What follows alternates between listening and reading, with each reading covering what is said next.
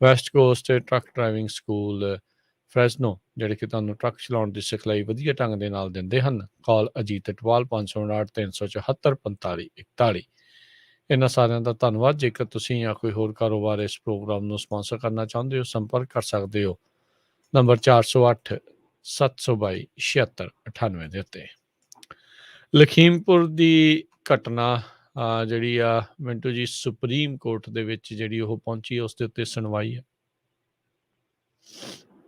ਹਾਂਜੀ ਹਾਂਜੀ, ਦੇਖੋ ਸੁਪਰੀਮ ਕੋਰਟ ਦੇ ਵਿੱਚ ਮਹੱਤਵਪੂਰਨ ਜਿਹੜੀ ਹੈ ਉਹ ਸੁਣਵਾਈ ਹੋਈ ਆ ਤੇ ਕਾਬਲੇ ਗੌਰ ਜਿਹੜੀ ਗੱਲ ਆ ਉਹ ਇਹ ਆ ਕਿ ਕਾਫੀ ਦੇਰ ਤੋਂ ਸੋ ਮੋਟੋ ਸ਼ਬਦ ਜਿਹੜਾ ਹੈ ਨਾ ਉਹ ਘੱਟ ਸੁਣਾਈ ਦੇ ਰਿਹਾ ਸੀਗਾ ਕਿ ਸੁਪਰੀਮ ਕੋਰਟ ਆਮ ਤੌਰ ਤੇ ਜਿਸ ਤਰ੍ਹਾਂ ਆਪਣੇ ਆਪ ਨੋਟਿਸ ਲੈਂਦੀ ਆ, ਜਿਵੇਂ ਹਿੰਦੀ ਚ ਸਵੈ ਸੰਗਿਆਨ ਵੀ ਕਹਿੰਦੇ ਨੇ ਉਹਨੂੰ, ਤਾਂ ਉਹ ਚੀਜ਼ ਜਿਹੜੀ ਆ ਨਾ ਹੁਣ ਘੱਟ ਸੁਣਾਈ ਦਿੰਦੀ ਸੀ। ਪਰ ਇਸ ਸਾਰੇ ਦੁਖਾਂਤਕ ਘਟਨਾ ਚੱਕਰ ਦੇ ਵਿੱਚ ਸੁਪਰੀਮ ਕੋਰਟ ਨੇ ਇਸ ਮਾਮਲੇ 'ਚ ਸੋ ਮੋਟੋ ਲਿਆ ਵਾ ਤੇ ਅੱਜ ਸੁਣਵਾਈ ਜਿਹੜੀ ਹੈ ਉਹ ਸਟਾਰਟ ਹੋਈ ਆ।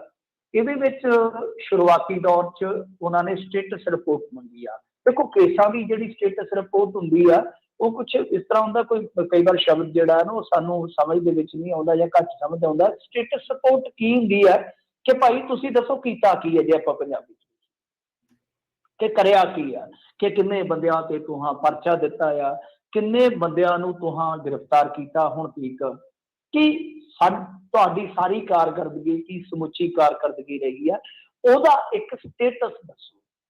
ਤਾਂ ਹੁਣ ਇਹਨਾਂ ਨੇ ਜੋ ਜਵਾਬ ਦਿੱਤਾ ਉਹ ਸਭਨਾਂ ਨੂੰ ਸ਼ਾਇਦ ਪਤਾ ਹੀ ਹੋਏਗਾ ਕਿ ਇੱਕ ਮੈਂਬਰੀ ਕਮਿਸ਼ਨ ਦਾ ਇਹਨਾਂ ਨੇ ਗਠਨ ਕਰ ਦਿੱਤਾ, ਕਿਉਂਕਿ ਇਹਨਾਂ ਨੂੰ ਪਤਾ ਲੱਗਾ ਸੁਪਰੀਮ ਕੋਰਟ ਦੇ ਵਿੱਚ ਮਾਮਲਾ ਚੱਲ ਰਿਹਾ। ਤਾਂ ਜਦੋਂ ਸੁਪਰੀਮ ਕੋਰਟ ਆਪਣੀ ਨਿਗਰਾਨੀ ਦੇ ਵਿੱਚ ਕੋਈ ਚੀਜ਼ ਐਸੀ ਤੋੜਦੀ ਹੈ ਇਨਵੈਸਟੀਗੇਸ਼ਨ ਵਾਲੀ, ਜਾਂ ਕਿਸੇ ਵੀ ਚੀਜ਼ ਨੂੰ ਉਹ ਆਪਣੇ ਨਿਗਰਾਨੀ ਹੇਠ ਲੈ ਕੇ ਹੁਕਮ ਦਿੰਦੀ ਹੈ ਕੋਈ ਇਨਵੈਸਟੀਗੇਸ਼ਨ ਦਾ, ਤਾਂ ਉਹ ਚੀਜ਼ ਥੋੜੀ ਜਿਹੀ ਕਹਿ ਲਓ ਕਿ ਸਿਆਸੀ ਪੱਖ ਤੋਂ ਵੀ ਜਿਹੜੀ ਆ ਗੰਭੀਰਤਾ ਨਾਲ ਲਈ ਜਾਣੀ ਸ਼ੁਰੂ ਕਰ ਦਿੱਤੀ ਜਾਂਦੀ ਹੈ। ਤਾਂ ਬਹਰਹਾਲ ਇਹਨਾਂ ਨੇ ਇੱਕ ਮੈਂਬਰੀ ਕਮਿਸ਼ਨ ਦਾ ਗਠਨ ਕਰ ਦਿੱਤਾ। ਉਹ ਦੱਸ ਦਿੱਤਾ ਕਿ ਦੇਖੋ ਜੀ ਅਸੀਂ ਹਾਈ ਕੋਰਟ ਦੇ ਸਾਬਕਾ ਜੱਜ ਨੂੰ ਕਮਿਸ਼ਨ ਦੇ ਤੌਰ ਤੇ ਬਿਠਾ ਦਿੱਤਾ ਵਾ ਤੇ ਉਹਨਾਂ ਨੂੰ 2 ਮਹੀਨੇ ਦਾ ਟਾਈਮ ਦਿੱਤਾ ਆ ਕਿ ਤੁਸੀਂ ਇਸ ਸਮਾਂ ਕਾਲ ਦੇ ਦੌਰਾਨ ਇਨਵੈਸਟੀਗੇਸ਼ਨ ਕਰਕੇ ਦਿਓ। ਨੰਬਰ 2 ਇਹਨਾਂ ਨੇ ਕਿਹਾ ਕਿ ਦੇਖੋ ਅਸੀਂ ਇੱਕ ਇਸ ਮਾਮਲੇ ਦੇ ਵਿੱਚ SIT ਵੀ ਬਣਾਈ ਆ, ਜਿਹੜੀ ਕਿ ਤੇਜ਼ੀ ਦੇ ਨਾਲ ਉਹ ਇਸ ਵੇਲੇ ਸਾਰਾ ਮਾਮਲਾ ਇਨਵੈਸਟੀਗੇਟ ਕਰ ਰਹੀ ਆ। ਅੱਛਾ, ਨੰਬਰ 'ਤੇ ਜੀ ਜਿਹੜੀ ਗੱਲ ਬਹੁਤ ਇਸ ਟਾਈਮ ਕਹਿ ਲਓ ਕਿ ਵੱਡੀ ਗੱਲ ਹੈ ਜਾਂ ਖਬਰ ਦੇ ਤੌਰ ਤੇ ਤੁਸੀਂ ਲੈ ਸਕਦੇ ਹੋ, ਵੈਸੇ ਤਾਂ ਜਿਹੜੇ ਚੈਨਲ ਨੇ ਤੁਹਾਨੂੰ ਪਤਾ ਹੀ ਇੰਡੀਆ ਦੇ ਵਿੱਚ ਸਨਸਨੀਖੇਜ਼ ਤਰੀਕੇ ਨਾਲ ਪੇਸ਼ ਕਰਦੇ ਆ, ਪਰ ਹਾਲ ਦੀ ਘੜੀ ਕਹੀਏ ਕਿ ਆਪਾਂ ਨੂੰ ਇੰਨਾ ਖੁਸ਼ ਹੋਣ ਦੀ ਲੋੜ ਨਹੀਂ ਹੈ, ਕਿਉਂਕਿ ਇੱਕ ਸ਼ਾਇਰ ਨੇ ਸ਼ਾਇਦ ਖੁਸ਼ ਹੋਣ ਤੋਂ ਰੋਕ ਲਿਆ ਮੈਨੂੰ ਤੇ ਘੱਟੋ ਘੱਟ। ਉਹ ਲਿਖ ਰਹੇ ਸੀਗੇ, ਅੱਜ ਮੈਂ ਪੜ੍ਹ ਰਿਹਾ ਸੀਗਾ, पत्रकार भी ने हो रघुवंशी जी, वो कहते हवाओं में ही उड़ जाएंगे सब वादे सियासत के, भरम फिरते रहेंगे हम मगर लादे सियासत, मरेंगे आम इंसानों के ही बच्चे सड़क पर यूं सदा बचकर निकल जाएंगे शहजादे सियासत के। क्या बात लिखी है उन्होंने। खैर, पर इस मामले ਦੇ ਵਿੱਚ ਵੱਡੀ ਜਿਹੜੀ ਕਾਰਵਾਈ ਹੋਈ ਆ ਉਹ ਇਹੋ ਹੋਈ ਆ ਕਿ ਦੇਰ ਸ਼ਾਮ ਜਿਹੜਾ ਉਹ ਹੈਗਾ ਮੋਨੂ ਭਈਆ, ਉਹਦੇ ਖਿਲਾਫ ਇੱਕ ਨੋਟਿਸ ਲਾ ਦਿੱਤਾ ਗਿਆ। ਮਤਲਬ ਕਿ ਉਹਦੇ ਬਾਰ ਦੇ ਮੂਹਰੇ ਦਰਾਂ ਦੇ ਵਿੱਚ ਇੱਕ ਨੋਟਿਸ ਚਿਪਕਾ ਦਿੱਤਾ ਗਿਆ ਵਾ ਜਾਂ ਚਿਪਕਾ ਦਿੱਤਾ ਗਿਆ। ਉਹ ਇਹ ਆ, ਮੈਂ ਹਿੰਦੀ 'ਚ ਤੁਹਾਨੂੰ ਦੱਸ ਦਿੰਦਾ ਹੂ ਪੜ੍ਹ ਕੇ ਉਸਨੇ ਕੀ ਲਿਖਿਆ। ਉਹਦੇ 'ਚ ਮੁਕੱਦਮਾ ਅਧੀਨ ਉਹ ਸਾਰੀਆਂ ਚੀਜ਼ਾਂ ਆਪਾਂ ਜੇ ਛੱਡ ਦਈਏ, FIR ਨੰਬਰ ਜਾਂ ਧਾਰਾ ਜੋ ਵੀ ਹੈ ਉਹ ਆਪਾਂ ਅੱਗੇ चर्चा कर चुके हैं। तो की कहते ने थाना तिकुनिया जनपद खीरी के संबंध में जो तथ्य आपके संज्ञान में है उन्हें प्रकट करने हेतु आपको निर्देशित किया जाता है कि दिनांक 8/10/2001 को समय 10 बजे प्रातः अपराध शाखा कार्यालय रिजर्व पुलिस लाइन्स जनपद खीरी में व्यक्तिगत रूप से उपस्थित होकर वस्तु लिखित व मौखिक तथा इलेक्ट्रॉनिक साक्ष्य प्रस्तुत करनी। मतलब साफ है, स्पष्ट है कि उन्होंने एक मौका दिता वा मोनू भैया नूं कि तू आ, जो भी तेरे कोल अपनी बेगुनाही दे सबूत हैगे आ, चाहे कि वो कोई लिखत है, कोई मौखिक सबूत पेश कर सकना है, ਜਾਂ ਇਲੈਕਟ੍ਰੋਨਿਕ ਚ ਕੀ ਆ ਗਿਆ, ਜੋ ਵੀਡੀਓ ਵਗੈਰਾ ਜਾਂ ਆਡੀਓ ਵਗੈਰਾ, ਇਹ ਸਾਰੀਆਂ ਚੀਜ਼ਾਂ ਜੇ ਤੇਰੇ ਕੋਲ ਹੈਗੀਆਂ ਬੇਗੁਨਾਹੀ ਵਾਸਤੇ ਤਾਂ ਤੂੰ ਇਹਨੂੰ ਸਾਰੇ ਸਬੂਤਾਂ ਦੇ ਇਸ ਪੰਡੋਰਾ ਨੂੰ ਕਹ ਲਈਏ, ਪੰਡੋਰਾ ਬਾਕਸ ਵੀ ਅੱਜ ਕੱਲ ਕਾਫੀ ਚਰਚਾ ਚ ਹੈ, ਕਿ ਉਹ ਲੈ ਕੇ ਇਹ ਹਾਜ਼ਰ ਹੋ ਜਾ। ਸਵੇਰੇ 10 ਵਜੇ ਦਾ ਟਾਈਮ ਆ, ਕਿਉਂਕਿ ਖਬਰ ਚੱਲ ਗਈ ਸੀਗੀ ਕਿ ਹੋ ਸਕਦਾ ਆ ਕਿ ਇਹਨੂੰ ਆਸ਼ੀਸ਼ ਨੂੰ ਜਲਦੀ ਗ੍ਰਿਫਤਾਰ ਕਰ ਲਿਆ ਜਾਵੇ। ਫਿਰ ਇੱਕ ਖਬਰ ਇਹ ਵੀ ਚੱਲੀ ਕਿ ਹੋ ਸਕਦਾ ਹੈ ਕਿ ਸਰੈਂਡਰ ਕਰ ਦੇਵੇ ਜਲਦੀ, ਪਰ ਜਿਵੇਂ ਮੈਂ ਤੁਹਾਨੂੰ ਕਿਹਾ ਕਿ ਹਾਈ ਕੋਰਟ ਦੇ ਵਿੱਚ ਮਾਮਲਾ ਗਿਆ, ਸਾਰੀਆਂ ਅਖਬਾਰਾਂ ਨੇ ਉਸ ਚੀਜ਼ ਨੂੰ ਕਵਰ ਕੀਤਾ, ਨਾਲ ਦੀ ਨਾਲ ਇਹ ਨੋਟਿਸ ਵੀ ਲੱਗ ਗਿਆ। ਤਾਂ ਇੱਕ ਹੋਰ ਵੱਡੀ ਖਬਰ ਆ, ਜੇ ਆਪਾਂ ਦੇਖੀਏ 2 ਬੰਦਿਆਂ ਨੂੰ ਅਰੈਸਟ ਕਰ ਲਿਆ ਗਿਆ ਇਸ ਮਾਮਲੇ ਦੇ ਵਿੱਚ, ਅਣਪਛਾਤੇ, ਕਿਉਂਕਿ ਇੱਕ ਬੰਦਾ ਹੀ ਮੈਨੂੰ ਲੱਗਦਾ ਪਛਾਤਾ ਸੀ ਤੇ ਦੂਜੇ ਅਣਪਛਾਤੇ ਇਹਨਾਂ ਨੇ 15-20 ਜਿਹੜੇ ਉਹ ਨਾਮਜ਼ਦ ਕੀਤੇ ਸੀਗੇ। ਤਾਂ ਉਹਦੇ ਵਿੱਚ 2 ਬੰਦੇ ਇਹਨਾਂ ਨੇ ਗ੍ਰਿਫਤਾਰ ਕੀਤੇ ਆ, ਸ਼ਾਇਦ ਲਖਨਊ ਤੋਂ। ਉਹ ਜਿਹੜੇ 2 ਬੰਦੇ ਇਹਨਾਂ ਨੇ ਗ੍ਰਿਫਤਾਰ ਕੀਤੇ, ਉਹਨਾਂ ਦੇ ਮੈਂ ਨਾਂ ਦੱਸ ਦੇਣਾ, ਆਸ਼ੀਸ਼ ਪਾਂਡੇ, ਲਵ ਕੁਸ਼, ਇਹਨਾਂ 2 ਵਿਅਕਤੀਆਂ ਨੂੰ ਅਰੈਸਟ ਕੀਤਾ ਗਿਆ ਇਸ ਮਾਮਲੇ ਦੇ ਵਿੱਚ। ਪਰ ਇਹ ਤੋਂ ਵੀ ਜਿਹੜੀ ਵੱਡੀ ਗੱਲ ਆ, ਹੁਣੇ ਮੈਂ ਇੱਕ ਟੈਲੀਵਿਜ਼ਨ ਚੈਨਲ ਤੇ ਵੇਖਣ ਡਿਆ ਸਾਂ ਕਿ ਜਿਹੜੀ ਸੜੀ ਗੱਡੀ ਆ, ਮਤਲਬ ਕਿ ਸ਼ਾਇਦ ਥਾਰ ਹੈ, ਜਿਹੜੀ ਗੱਡੀ ਸੜੀ ਆ, ਉਹਦੇ ਵਿੱਚੋਂ 315 ਬੋਰ ਦੇ ਕਾਰਤੂਸ ਮਿਲੇ ਨੇ। ਮਤਲਬ ਕਿ ਜਿਹੜੇ ਲੋਕ ਕਹਿੰਦੇ ਸੀ ਕਿ ਇਹਨਾਂ ਗੱਡੀਆਂ ਤੇ ਪੱਥਰ ਬਰਸਾਏ ਗਏ ਆ ਤੇ ਇਹ ਅੰਦਰੋਂ ਗੁਲਾਬਾਂ ਦੇ ਫੁੱਲ ਸੁੱਟਦੇ ਜਾਂਦੇ ਸੀਗੇ, ਉਹਨਾਂ ਦੀ ਜਾਣਕਾਰੀ ਵਾਸਤੇ ਜ਼ਰੂਰ ਦੱਸ ਦਿਓ ਕਿ 315 ਦੇ ਕਾਰਤੂਸ ਮਿਲੇ ਨੇ। ਕਾਰਤੂਸ ਕਿਹੜੇ ਉਹਨਾਂ ਨੇ ਸੁੰਘਣ ਵਾਸਤੇ ਰੱਖੇ ਸੀਗੇ ਕਿ ਉਹ ਨਸਵਾਰ ਨਹੀਂ ਮਿਲਦੀ ਤੇ ਕਾਰਤੂਸ ਸੁੰਘ ਕੇ ਵਿਚਾਰੇ ਗੁਜ਼ਾਰਾ ਕਰਦੇ ਸਨ। ਉਹ ਕਾਹਦੇ ਵਾਸਤੇ, ਸਭਨਾਂ ਨੂੰ ਪਤਾ। ਤੇ ਫਾਇਰਿੰਗ ਦੀ ਗੱਲ ਆਪਾਂ ਪਹਿਲੇ ਦਿਨ ਤੋਂ ਹੀ ਇਹ ਸੁਣਦੇ ਆ ਰਹੇ ਹਾਂ, ਕਿਉਂਕਿ ਉੱਥੇ ਆਪਾਂ ਪਹੁੰਚੇ ਨਹੀਂ ਆ, ਪਰ ਜੋ ਪ੍ਰਤੱਖਦਰਸ਼ੀ ਹੋਣ ਦਾ ਦਾਅਵਾ ਕਰਦੇ ਨੇ, ਕਥਿਤ ਤੌਰ ਤੇ ਉਹ ਕਹਿੰਦੇ ਆ ਕਿ ਫਾਇਰਿੰਗ ਹੋਈ ਹੈ। ਪਰ ਜਿਹੜਾ ਕੌਮੀ ਮੀਡੀਆ ਜਾਂ ਕਹਿ ਲਓ ਕਿ ਪੁਲਿਸ ਦਸਤਾ ਉੱਥੇ ਪਹੁੰਚਿਆ ਸ਼ੁਰੂਆਤੀ ਦੌਰ 'ਚ ਜਾਂ ਇਨਵੈਸਟੀਗੇਟ ਕਰ ਰਿਹਾ, ਉਹ ਇਸ ਚੀਜ਼ ਤੋਂ ਗੁਰੇਜ਼ ਕਰ ਰਿਹਾ, ਮੰਨ ਨਹੀਂ ਰਿਹਾ, ਤਸਲੀਮ ਨਹੀਂ ਕਰ ਰਿਹਾ।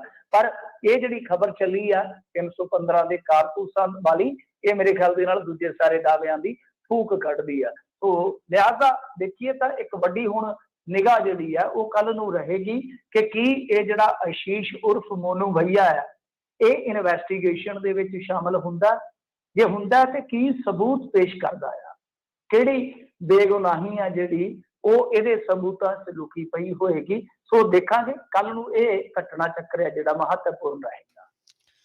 ਜੀ ਬਿਲਕੁਲ, ਜਿਹੜਾ ਦੇਖੋ ਕੀ ਬਣਦਾ ਆ। ਸਿੱਧੂ ਕਹਿੰਦੇ ਵੀ ਪਹੁੰਚਣ ਦੀ ਕੋਸ਼ਿਸ਼ ਕਰਦਾ ਰਿਹਾ ਲਖੀਮਪੁਰ, ਸਾਰਾ ਦਿਨ ਚੱਲਦੀ ਰਹੀ ਕਸ਼ਮਕਸ਼। ਹਾਂਜੀ ਹਾਂਜੀ, ਚੱਲਦੀ ਰਹੀ ਹੈ। ਤੇ ਚਲੋ ਆਪਾਂ ਉਹ ਤੋਂ ਜੇ ਪਿੱਛੇ ਮੁੜ ਕੇ ਵੇਖਾਂਗੇ ਤਾਂ ਕਾਫੀ ਲੰਮਾ ਚੌੜਾ ਬਣ ਜਾਣਾ ਆ। ਮੋਹਾਲੀ ਤੋਂ ਲਖੀਮਪੁਰ ਦਾ ਸਫ਼ਰ ਹੈ ਨਾ ਜਿਹੜਾ, ਮੇਰੇ ਖਿਆਲ ਦੇ ਨਾਲ ਲਾ ਲਓ ਕਿ ਤਕਰੀਬਨ 700 ਕਿਲੋਮੀਟਰ ਹੋਣਾ ਵਾ, 700-800 ਕਿਲੋਮੀਟਰ ਹੋਏਗਾ। ਅਪ ਡਾਊਨ ਤਕਰੀਬਨ 1500 ਕਿਲੋਮੀਟਰ। ਦਾਅਵਾ ਸੀਗਾ ਕਿ 30,000 ਬੰਦਾ ਖੜਨਾ, ਬਾਈ 30,000, 10,000 ਗੱਡੀ ਮਿਨੀਮਮ ਜਾਏਗੀ ਘੱਟ ਤੋਂ ਘੱਟ, ਪਰ ਇੰਨਾ ਘੱਟ ਤੇ ਨਹੀਂ ਹੋਇਆ। ਪਰ ਇਕੱਠ ਗੱਡਵਾ ਸੀ, ਇਹਦੇ ਵਿੱਚ ਕੋਈ ਸ਼ੱਕ ਨਹੀਂ, ਕੋਈ ਦੋ ਰਾਏ ਨਹੀਂ। ਕਿਸਾਨਾਂ ਲਈ ਚੱਲੇ ਸਨ, ਪਰ ਕਿਸਾਨਾਂ ਨੇ ਵਿਰੋਧ ਵੀ ਕੀਤਾ। ਮਤਲਬ ਕਿ ਪੰਜਾਬ ਦੇ ਕਿਸਾਨ ਇਹਨਾਂ ਦਾ ਵਿਰੋਧ ਕਰ ਰਹੇ ਸੀਗੇ ਕਿ ਤੁਸੀਂ ਰਾਜਨੀਤੀ ਕਰ ਰਹੇ ਹੋ। ਧਰੇੜਾ ਜੱਟਾਂ ਇੱਕ ਟੋਲ ਆ, ਜਦੋਂ ਤੁਸੀਂ ਬਾਹਰ ਨਿਕਲਦੇ ਹੋ ਨਾ ਜੀਰਕਪੁਰ ਤੋਂ ਇੱਧਰਲੀ ਸਾਈਡ ਰਾਜਪੁਰੇ ਨੂੰ ਆਉਣੇ ਹੇਠਾਂ ਨੂੰ, ਤਾਂ ਉਧਰ ਇੱਕ ਟੋਲ ਪੈਂਦਾ ਬਿਲਕੁਲ ਪੈਟਰੋਲ ਪੰਪ ਲੰਘ ਕੇ, ਨਾਲ ਹੀ ਉਹ ਹੈਗਾ। ਉੱਥੇ ਇਹਨਾਂ ਨੂੰ ਕਾਫੀ ਜ਼ਿਆਦਾ ਵੱਡੇ ਵਿਰੋਧ ਦਾ ਸਾਹਮਣਾ ਕਰਨਾ ਪਿਆ। ਤਾਂ ਉਹਨਾਂ ਦਾ ਇਹੀ ਕਹਿਣਾ ਸੀਗਾ ਕਿਸਾਨਾਂ ਦਾ ਕਿ ਭਾਈ ਤੁਸੀਂ ਉਧਰ ਚੱਲੇ ਹੋ, ਇਹ ਸਾਰਾ ਵਿਖਾਵਾ ਹੈ, ਤੁਸੀਂ ਕਿਸਾਨ ਪੱਖੀ ਨਹੀਂ ਹੋ। ਖੈਰ ਉੱਥੋਂ ਇਹ ਰੇੜੇ ਤੁਰੇ ਆ ਤੇ ਫਿਰ ਚਲਦੇ ਚਲਦੇ ਪਹੁੰਚੇ ਆ ਹਰਿਆਣਾ ਕ੍ਰਾਸ ਕਰਕੇ। ਜਦੋਂ ਯੂਪੀ ਵਾਲੇ ਬਾਰਡਰ ਤੇ ਗਏ ਆ, ਉੱਥੇ ਇਹਨਾਂ ਨੂੰ ਰੋਕ ਲਿਆ ਗਿਆ। ਜ਼ਾਰਾ ਜੀ ਗੱਲ ਹੈ ਕਿ ਫੋਰਸ ਲੱਗੀ ਹੋਏਗੀ, ਉਹਨਾਂ ਕੋਲ ਇਨਪੁੱਟ ਹੋਣੀ ਆ, ਸੂਚਨਾ ਹੋਏਗੀ, ਤਾਂ ਉੱਥੇ ਕਾਫੀ ਜੱਦੋ-ਜਹਿਦ ਚੱਲੀ ਹੈ। ਵੈਸੇ ਇੱਕ ਗੱਲ ਆ ਕਿ ਨਵਜੋਤ ਸਿੰਘ ਸਿੱਧੂ ਦੇਖੋ ਕੋਈ ਮੌਕਾ ਸੀ, ਬੜਾ ਲੇਜ਼ੀ ਫੀਲਡਰ ਗਿਣਿਆ ਜਾਂਦਾ ਸੀ, ਪਰ ਬਾਅਦ ਚ ਇਸ ਬੰਦੇ ਨੇ ਆਪਣੀ ਫਿਟਨੈਸ ਤੇ ਬਾ ਕਮਾਲ ਕੰਮ ਕੀਤਾ ਸੀਗਾ। ਸਲਾਈਡਿੰਗ ਇੰਡੀਆ ਦੇ ਵਿੱਚੋਂ ਸ਼ਾਇਦ ਪਹਿਲਾ ਫੀਲਡਰ ਇਹੀ ਸੀ ਜਿਹੜਾ ਕਰਨਾ ਸਟਾਰਟ ਕੀਤੀ ਸੀ ਜਿਹਨੇ 90 ਦੇ ਦਹਾਕੇ ਚ। ਤਾਂ ਅੱਜ ਇਉਂ ਲੱਗਿਆ ਮੈਨੂੰ ਕਿ ਉਹ ਸਿੱਧੂ ਜਿਹੜਾ ਅਸੀਂ ਦੇਖਦੇ ਹੁੰਦੇ ਸੀ, ਜਿਹੜਾ ਸਾਡਾ ਉਸ ਟਾਈਮ ਖੇਡਾਂ ਚ ਆਈਡੀਅਲ ਸੀਗਾ, ਤਾਂ ਅੱਜ ਕਿਤੇ ਨਾ ਕਿਤੇ ਉਹ ਉਮਰ ਦੇ ਨਾਲ ਜੂਝਦਾ ਸੀ। ਮਤਲਬ ਕਿ ਉਹ ਫਿਟਨੈਸ ਨਹੀਂ ਹੈ ਕਿਉਂਕਿ ਉਮਰ ਦਾ ਤਕਾਜ਼ਾ ਹੈ, ਪਰੰਤੂ ਫਿਰ ਵੀ ਉੱਥੇ ਨਵਜੋਤ ਦੇਖੋ ਹੈ ਤੇ ਰਾਜਨੀਤਿਕ ਤੌਰ ਤੇ ਨਫੇ ਨੁਕਸਾਨ ਵਾਲਾ, ਤੁਹਾਨੂੰ ਪਤਾ ਹੀ ਹੈ ਸਾਰਾ ਖੇਡ, ਠੀਕ ਹੈ ਨਾ, ਇਹਦੇ ਚ ਕੋਈ ਸ਼ੱਕ ਨਹੀਂ, ਕੋਈ ਦੋ ਰਾਏ ਨਹੀਂ ਹੈ। ਤੇ ਠੀਕ ਆ, ਕੁਛ ਨਾ ਕੁਛ ਭਾਵਨਾ ਵੀ ਹੁੰਦੀ ਹੈ, ਰਾਜਨੀਤਿਕ ਲੋਕ ਵੀ ਬੰਦੇ ਹੁੰਦੇ ਆ, ਪਰ ਓਵਰਆਲ ਜੇ ਦੇਖੀਏ ਤਾਂ ਓਪੋਜੀਸ਼ਨ ਦੀ ਇਹ ਕੋਸ਼ਿਸ਼ ਆ ਕਿ ਇਸ ਮਾਮਲੇ ਦੇ ਵਿੱਚ ਭਾਜਪਾ ਨੂੰ ਬਿਲਕੁਲ ਬੈਕਫੁੱਟ ਤੇ ਖੜਿਆ ਜਾਵੇ। ਕਮ ਸੇ ਕਮ ਆ ਜਿਹੜਾ 2022 ਵਾਲਾ ਇਲੈਕਸ਼ਨ ਹੈ ਯੂਪੀ ਦਾ, ਇਹਦੇ ਵਿੱਚ ਜ਼ਰੂਰ ਕੋਈ ਨਾ ਕੋਈ ਫਾਇਦਾ ਗੇਨ ਕੀਤਾ ਜਾਵੇ। ਸਭ ਨੂੰ ਲੱਗ ਰਿਹਾ ਕਿ ਹੋ ਵੀ ਸਕਦਾ ਆ, ਤੇ ਰਾਜਨੀਤਿਕ ਬੰਦਿਆਂ ਨੇ ਕਰਨਾ ਵੀ ਇਹੀ ਹੋਈ ਆ ਨਾ, ਹੋਰ ਉਹਨਾਂ ਨੇ ਧਾਗੇ ਤਵੀਤ ਥੋੜੀ ਦੇਣੇ ਆ ਲੋਕਾਂ ਨੂੰ, ਲਾਚੀਆਂ ਥੋੜੀ ਕਰਕੇ ਦੇਣੀਆਂ ਕਿ ਜਾਓ ਤੁਹਾਡਾ ਭਲਾ ਹੋ ਜੇ, ਰਾਜਨੀਤੀ ਨਾਲ ਹੀ ਕਰਨਾ ਸਾਰਾ ਕੁਛ। ਖੈਰ, ਤੇ ਉੱਥੇ ਕਾਫੀ ਜਦੋਜਹਿਦ ਹੋਈ, ਮਤਲਬ ਕਿ ਸਿੱਧੂ ਪੂਰੇ ਜੋਸ਼ ਦੇ ਵਿੱਚ ਸੀ, ਕਾਫੀ ਬਹਿਸ ਬਸਈਆ ਚੱਲਦਾ ਰਿਹਾ। ਸਿੱਧੂ ਨੇ ਕਿਹਾ ਕਿ ਡੈਮੋਕ੍ਰੇਸੀ ਹੈ ਯਾਰ, ਸਾਡਾ ਬੁਨਿਆਦੀ ਅਧਿਕਾਰ ਹੈ, ਕਿਉਂ ਨਹੀਂ ਜਾਣ ਦਿੰਦੇ ਤੁਸੀਂ। ਪ੍ਰਿਯੰਕਾ ਗਾਂਧੀ ਦੇਖੋ, ਕੈਮਰਿਆਂ ਦੇ ਸਾਹਮਣੇ ਪ੍ਰਿਯੰਕਾ ਗਾਂਧੀ ਦਾ ਗੁਣਗਾਨ ਕਰਨਾ ਜਿਹੜਾ ਆ ਨਾ, ਸਿੱਧੂ ਕਦੇ ਨਹੀਂ ਜੇ ਭੁੱਲਦਾ, ਸਿੱਧੂ ਕਦੇ ਨਹੀਂ ਜੀ ਭੁੱਲਦਾ। ਤੁਸੀਂ ਦੇਖਿਆ ਹੋਣਾ ਜਿੱਦਣ ਚੰਡੀਗੜ੍ਹ ਦੇ ਵਿੱਚ ਮੁਜ਼ਾਹਰਾ ਕੀਤਾ ਸੀ ਨਾ ਸਿੱਧੂ ਸਾਹਿਬ ਨੇ ਰਾਜ ਭਵਨ ਦੇ ਅੱਗੇ, ਉਦੋਂ ਵੀ ਕਿਸਾਨਾਂ ਦੀ ਗੱਲ ਘੱਟ ਹੋਈ ਸੀ, ਪ੍ਰਿਯੰਕਾ ਜੀ ਦੀ ਗੱਲ ਜ਼ਿਆਦਾ ਹੋਈ ਸੀ, ਵਧੇਰੇ ਹੋਈ ਸੀ। ਖੈਰ, ਏਦਾਂ ਕਰਦਿਆਂ ਕਰਦਿਆਂ ਕਸ਼ਮਕਸ਼ ਦੇ ਵਿੱਚ ਇਹਨਾਂ ਨੂੰ ਫਿਰ ਡਿਟੇਨਡ ਕੀਤਾ ਗਿਆ। ਫਿਰ ਉਸ ਤੋਂ ਬਾਅਦ ਇਹਨਾਂ ਨੂੰ ਸ਼ਾਹਜਹਾਂਪੁਰ ਦੇ ਮੇਰੇ ਖਿਆਲ ਦੇ ਨਾਲ ਥਾਣੇ 'ਚ ਖੜਿਆ ਗਿਆ।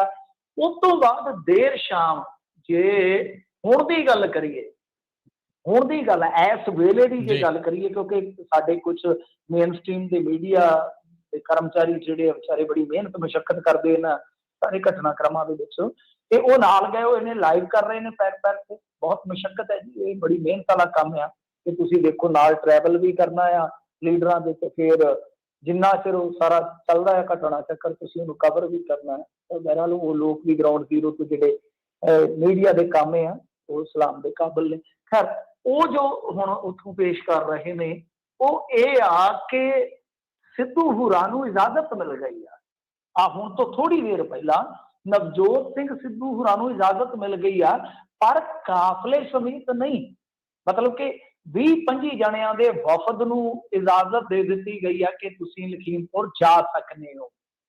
ਸਾਰੇ ਦੇ ਸਾਰੇ ਨਹੀਂ, ਇਹਦਾ ਮਤਲਬ ਇਹ ਆ ਕਿ ਬਹੁਤ ਸਾਰੇ ਜਿਹੜੇ ਇਹਨਾਂ ਦੇ ਗਏ ਨੇ ਕਾਰਕੁਨ ਜਾਂ ਲੀਡਰ ਉਹ ਵਾਪਸ ਆ ਜਾਣਗੇ, ਪਰ ਕੁਝ ਕੁ ਚੋਣਵੇਂ ਲੀਡਰ ਜਿਹਦੇ ਚ ਰਾਜਾ ਵੜਿੰਗ ਤਾਂ ਹੋਏਗਾ ਮੇਰੇ ਖਿਆਲ ਦੇ ਨਾਲ, ਨਾਗਰਾ ਸਾਹਿਬ ਨੇ, ਯਾਨੀ ਇਸ ਸਰੀਕੇ ਦੇ ਜਿਹੜੇ ਲੀਡਰ ਨੇ ਉਹਨਾਂ ਨੂੰ ਗਾ ਇਜਾਜ਼ਤ ਮਿਲ ਜਾਏਗੀ। ਤਾਂ ਉਹਨਾਂ ਦੀਆਂ ਗੱਡੀਆਂ ਨੇ ਧੂੜਾਂ ਪੁੱਟਣੀਆਂ ਸ਼ੁਰੂ ਕਰ ਦਿੱਤੀਆਂ ਨੇ। ਤਾਂ ਉੱਥੋਂ ਮੇਰੇ ਖਿਆਲ ਦੇ ਨਾਲ ਲਾ ਲਓ ਕਿ ਅੱਧ ਤੋਂ ਥੋੜਾ ਜਿਹਾ ਘੱਟ ਸਫ਼ਰ ਗਾਂ ਦਾ ਹੋਏਗਾ, ਕਿਉਂਕਿ ਲਖੀਮਪੁਰ ਉਹ ਪੈ ਜਾਂਦਾ ਨੇਪਾਲ ਦੇ ਬਾਰਡਰ ਨੂੰ। ਉਹ ਦੇਖਦੇ ਆ ਕਦੋਂ ਕੋ ਪਹੁੰਚਦੇ ਆ। ਬਾਕੀ ਇਸ ਸਾਰੇ ਜੇ ਆਪਾਂ ਦੇਖੀਏ ਸਫ਼ਰ ਦੇ ਦੌਰਾਨ ਕਾਂਗਰਸ ਦਾ ਇੱਕ ਵਰਕਰ ਹੈ ਜਿਹੜਾ ਉਹ ਵੀ ਅੱਜ ਫੌਤ ਹੋ ਗਿਆ। ਮੈਨੂੰ ਮੌਤ ਦੀ ਉਹਦੇ ਕਾਰਨ ਦੀ ਜਾਣਕਾਰੀ ਨਹੀਂ ਹੈ, ਮਾਫ ਕਰਨਾ, ਪਰ ਮੌਤ ਦੀ ਖਬਰ ਜ਼ਰੂਰ ਆ। ਬਰਨਾਲੇ ਜ਼ਿਲ੍ਹੇ ਨਾਲ ਤਾਲੁਕ ਰੱਖਣ ਵਾਲਾ ਕਸਤੂਰੀ ਲਾਲ ਆਪਣੀ ਪਾਰਟੀ ਵਾਸਤੇ ਕਹਿ ਲਓ ਕਿ ਉਹ ਇੱਕ ਸੰਘਰਸ਼, ਆਪਣੇ ਲਈ ਉਹ ਸਿਆਸਤ ਹੋ ਸਕਦੀ ਹੈ, ਉਹਨਾਂ ਲਈ ਜਿਹੜੇ ਸੱਚੇ ਕਾਰਕੁਨ ਹੁੰਦੇ ਆ ਪਾਰਟੀਆਂ ਦੇ ਉਹਨਾਂ ਲਈ ਇੱਕ ਸੰਘਰਸ਼ ਹੀ ਹੁੰਦਾ। ਇਸ ਦਰਮਿਆਨ ਉਹਨਾਂ ਦੀ ਮੌਤ ਹੋ ਗਈ ਹੈ, ਕਾਰਨ ਹਜੇ ਬਾਕੀ ਹੈ, ਸਵੇਰੇ ਪਤਾ ਲੱਗ ਜਾਏਗਾ। ਇੱਧਰ ਜੇ ਆਪਾਂ ਦੇਖੀਏ ਲਖੀਮਪੁਰ ਦੀ ਜਿਹੜੀ ਹਿੰਸਾ ਹੋਈ ਹੈ ਉਹਦੀ ਵੀਡੀਓ ਸਾਂਝੀ ਕੀਤੀ ਸੀ ਵਰੁਣ ਗਾਂਧੀ ਨੇ, ਬੋਲੇ ਸੀਗੇ ਕਿ ਕਤਲ ਕਰਕੇ ਕਿਸਾਨਾਂ ਨੂੰ ਚੁੱਪ ਨਹੀਂ ਕਰਾਇਆ ਜਾ ਸਕਦਾ। ਤਾਂ ਅੱਜ ਉਹਨੂੰ ਵੀ ਝਟਕਾ ਦੇ ਦਿੱਤਾ ਇਹਨਾਂ ਨੇ, ਜਿਹੜੀ ਕੌਮੀ ਕਾਰਜਕਾਰੀਆਂ ਮਾਂ ਸਮੇਤ ਦੋਨਾਂ ਨੂੰ ਬਾਹਰ ਕਰ ਦਿੱਤਾ। ਇਸ ਤੋਂ ਇਲਾਵਾ ਇੱਕ ਅਕਾਲੀ ਦਲ ਦਾ ਵਫਦ ਆ ਜਿਹੜਾ, ਉਹਦੀ ਵੀ ਖਬਰ ਸੀਗੀ ਕਿ 5 ਮੈਂਬਰੀ ਵਫਦ ਹੈ ਜਿਹੜਾ ਪੀੜਤ ਪਰਿਵਾਰਾਂ ਨਾਲ ਮੁਲਾਕਾਤ ਕਰੇਗਾ। ਸੋ ਪਤਾ ਨਹੀਂ ਉਹ ਅੱਜ ਪਹੁੰਚਿਆ ਜਾਂ ਕੱਲ ਪਹੁੰਚਣਗੇ, ਪਰ ਇਹ ਐਲਾਨ ਜ਼ਰੂਰ ਆਇਆ ਸੀਗਾ। ਔਰ ਸਭ ਤੋਂ ਵੱਡੀ ਗੱਲ ਤੇ ਇਹ ਹੋਈ ਕਿ ਜਦੋਂ ਇੱਕ ਪਾਸੇ ਉੱਥੇ ਪਹੁੰਚਣ ਦੀ ਜਦੋਜਹਿਦ ਹੋ ਰਹੀ ਸੀ, ਗੁਰਨਾਮ ਸਿੰਘ ਝੜੂਨੀ ਇੱਕ ਨਵੇਂ ਹੀ ਭੇਸ ਦੇ ਵਿੱਚ ਸਭ ਦੇ ਸਾਹਮਣੇ ਆ ਗਏ। ਉਹਨਾਂ ਨੇ ਦਾੜੀ ਬੰਨੀ ਹੋਈ ਸੀ ਤੇ ਟਰੈਕ ਸੂਟ ਜਿਹਾ ਪਾਇਆ ਹੋਇਆ ਸੀਗਾ, ਏਦਾਂ ਲੱਗਦਾ ਸੀਗਾ ਕਿ ਜਿੱਦਾਂ ਉਹ ਮਤਲਬ ਕਿ ਵੈਟਰਨ ਐਥਲੀਟ ਹੋਣ। ਉਹ ਭੇਸ ਵਟਾ ਕੇ ਪੀੜਤਾਂ ਦੇ ਘਰੇ ਫਿਰਦੇ ਰਹੇ, ਜਦ ਕਿ ਉਹਨਾਂ ਦੀ ਸ਼ਕਲ ਦਾ ਇੱਕ ਮਿਲਦਾ ਜੁਲਦਾ ਬੰਦਾ ਪੁਲਿਸ ਫੜ ਕੇ ਸੜਕਾਂ ਤੇ ਘੜੀਸਦੀ ਫਿਰਦੀ ਸੀ, ਕਿਉਂਕਿ ਉਹਨਾਂ ਦੇ ਕੋਲ ਫੋਟੋ ਸੀਗੀ।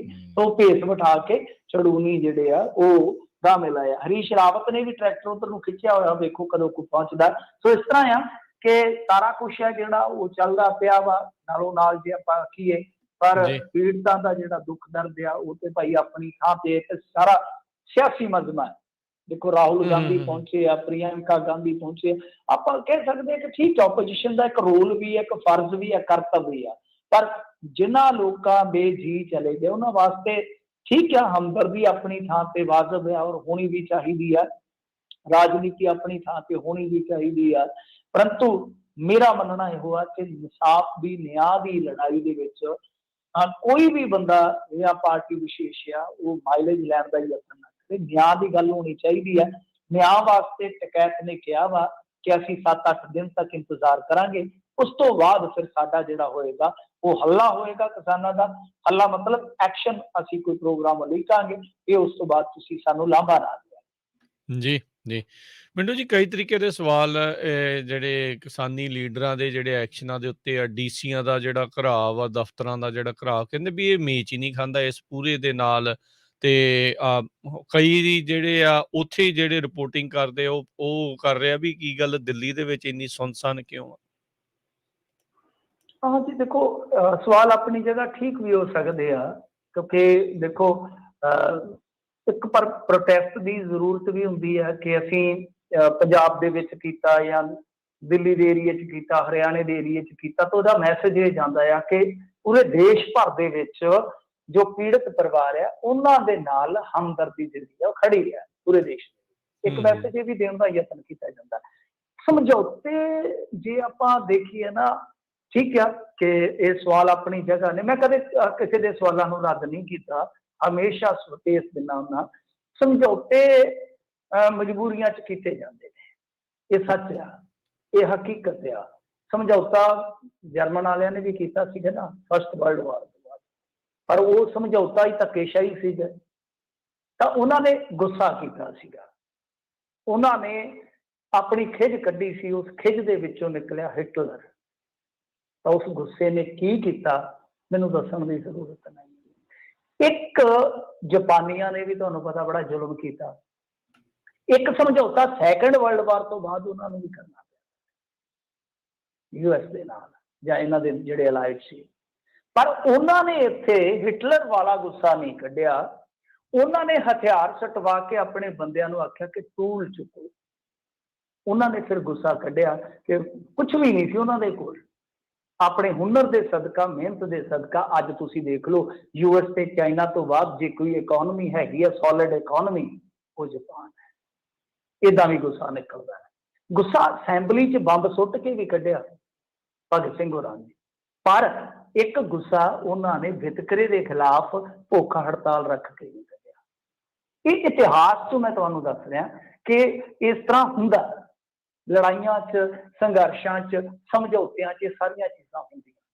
सो सानूं ये देखना पएगा कि ठीक है गुस्सा तो है, गुस्सा तो है, किते ना किते पीड़ा तो है, पर असीं उन्हां नूं वो गुस्से नूं, पीड़ा नूं कड्ढणा किद्दां है, तो साडे ते डिपेंड करदा है।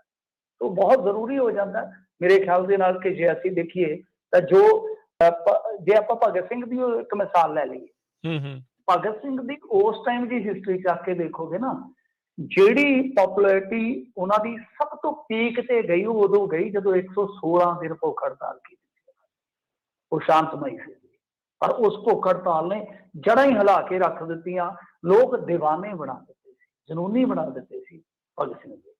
क्या बात है। सो ये चीज़ां होंदियां ने। मैं सवालों नूं रद्द नहीं कर रहा, सवाल अपनी जगह ने कि वो सवालों नूं स्पेस दे के ही चीज़ां जिहड़ियां उलीकियां जा सकदियां जां चर्चा अगे वधाई जा सकदी है। पर मैं जिवें तुहानूं कहा कई बार समझौते जिहड़े हुंदे आ ना वो रणनीति दा हिस्सा बन जी। अगली जिहड़ी मिंटू जी गल करिए, पीड़ितां ने मीडिया ते लाए शर्मनाक दोष। हाँ जी, हाँ जी, देखो यही चीज़ां वेखण वालियां, विचारन वालियां कि तुहाडे नाल की कीता जा रहा है। ये हुण तुहाडे ते डिपेंड है कि की करना है, तुहाडे ते डिपेंड है। बार बार जिक्र आ रहा है हिस्टरी का। भगत सिंह ने कहा सी मेरे ख्याल दे नाल जांदी वार अपने भरा नूं कहा सीगा कि विदेश च जाई, चंगी कमाई करी, चंगे विचार ग्रहण करी। सो ये हुण वेखना पएगा किसानां दे पुत्तां नूं ते किसी दे मगर लग के गलत स्टैप चकना आ या सही दिशा वल अगे वध के आ जिहड़ी लड़ाई है इनू अगे तोड़ना। ये लड़ाई बहुत लंबी चलेगी, ये गल मेरी नोट कर लिओ तुसीं। शुरुआत दे विच मैं कह दित्ता सीगा कि संघर्ष असीमत समय वास्ते जाएगा। मैनूं उदों गालां भी कढ़ियां गईयां, कुछ लोगों ने कहा यार शुभ शुभ बोलिया कर। मेरे दोस्त ही कहते सन कि जित जानी लड़ाई, मैं कहा नहीं लंबी चलेगी। अज भी कहना ये लड़ाई बहुत लंबी चलेगी और सदियों तो चलदी आई है। इहदे विच किसान पुत्रां नूं एक गल वेखणी पैगी कि तुहाडे नाल मकारी कौन कौन कर रहा है ते किस पद्धर दी कर रहा है।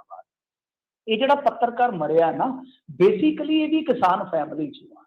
ਤੁਹਾਨੂੰ ਯਾਦ ਹੋਣਾ ਟਕੈਤ ਸਾਹਿਬ ਨੇ ਗੱਲ ਵੀ ਕਹੀ ਸੀਗੀ ਕਿ ਭਾਈ ਇਹ ਜਿਹੜੇ ਪੱਤਰਕਾਰ ਦੀ ਮੌਤ ਹੋਈ ਆ ਉਹ ਸਾਡਾ ਕਿਸਾਨ ਵੀਰ ਆ। ਪਰ ਉਹਨਾਂ ਦੇ ਪਰਿਵਾਰ ਨੇ ਇੱਕ ਬਹੁਤ ਸੋਹਣੀ ਗੱਲ ਕਹੀ, ਦੇਖੋ ਘੱਟ ਪੜ੍ਹੇ ਲਿਖੇ ਲੋਕ ਵੀ ਕਿੱਦਾਂ ਦੀ ਸੋਚ ਰੱਖਦੇ ਆ। ਉਹਦਾ ਬਾਪ ਇੰਨਾ ਨਹੀਂ ਪੜ੍ਹਿਆ ਹੋਏਗਾ ਪੱਤਰਕਾਰ ਦਾ, ਸਧਾਰਨ ਆਦਮੀ ਆ, ਪਰ ਉਹਨੇ ਇੱਕ ਗੱਲ ਕਹੀ, ਉਹਨੇ ਕਿਹਾ ਨਹੀਂ ਠੀਕ ਹੈ ਅਸੀਂ ਕਿਸਾਨ ਆ, ਪਰੰਤੂ ਸਾਡਾ ਪੁੱਤਰ ਉੱਥੇ ਬਤੌਰ ਪੱਤਰਕਾਰ ਆਪਣਾ ਫਰਜ਼ ਨਿਭਾਉਣ ਗਿਆ ਸੀਗਾ ਕਿਸਾਨ ਦੇ ਤੌਰ ਤੇ, ਕਿਉਂਕਿ ਜੇ ਤੁਸੀਂ ਕਿਸਾਨ ਦੇ ਤੌਰ ਤੇ ਗਏ ਹੋਵੋਗੇ ਤਦ ਤੁਸੀਂ ਫਿਰ ਪੱਤਰਕਾਰ ਤਾਂ ਨਹੀਂ ਕਰ ਸਕਦੇ।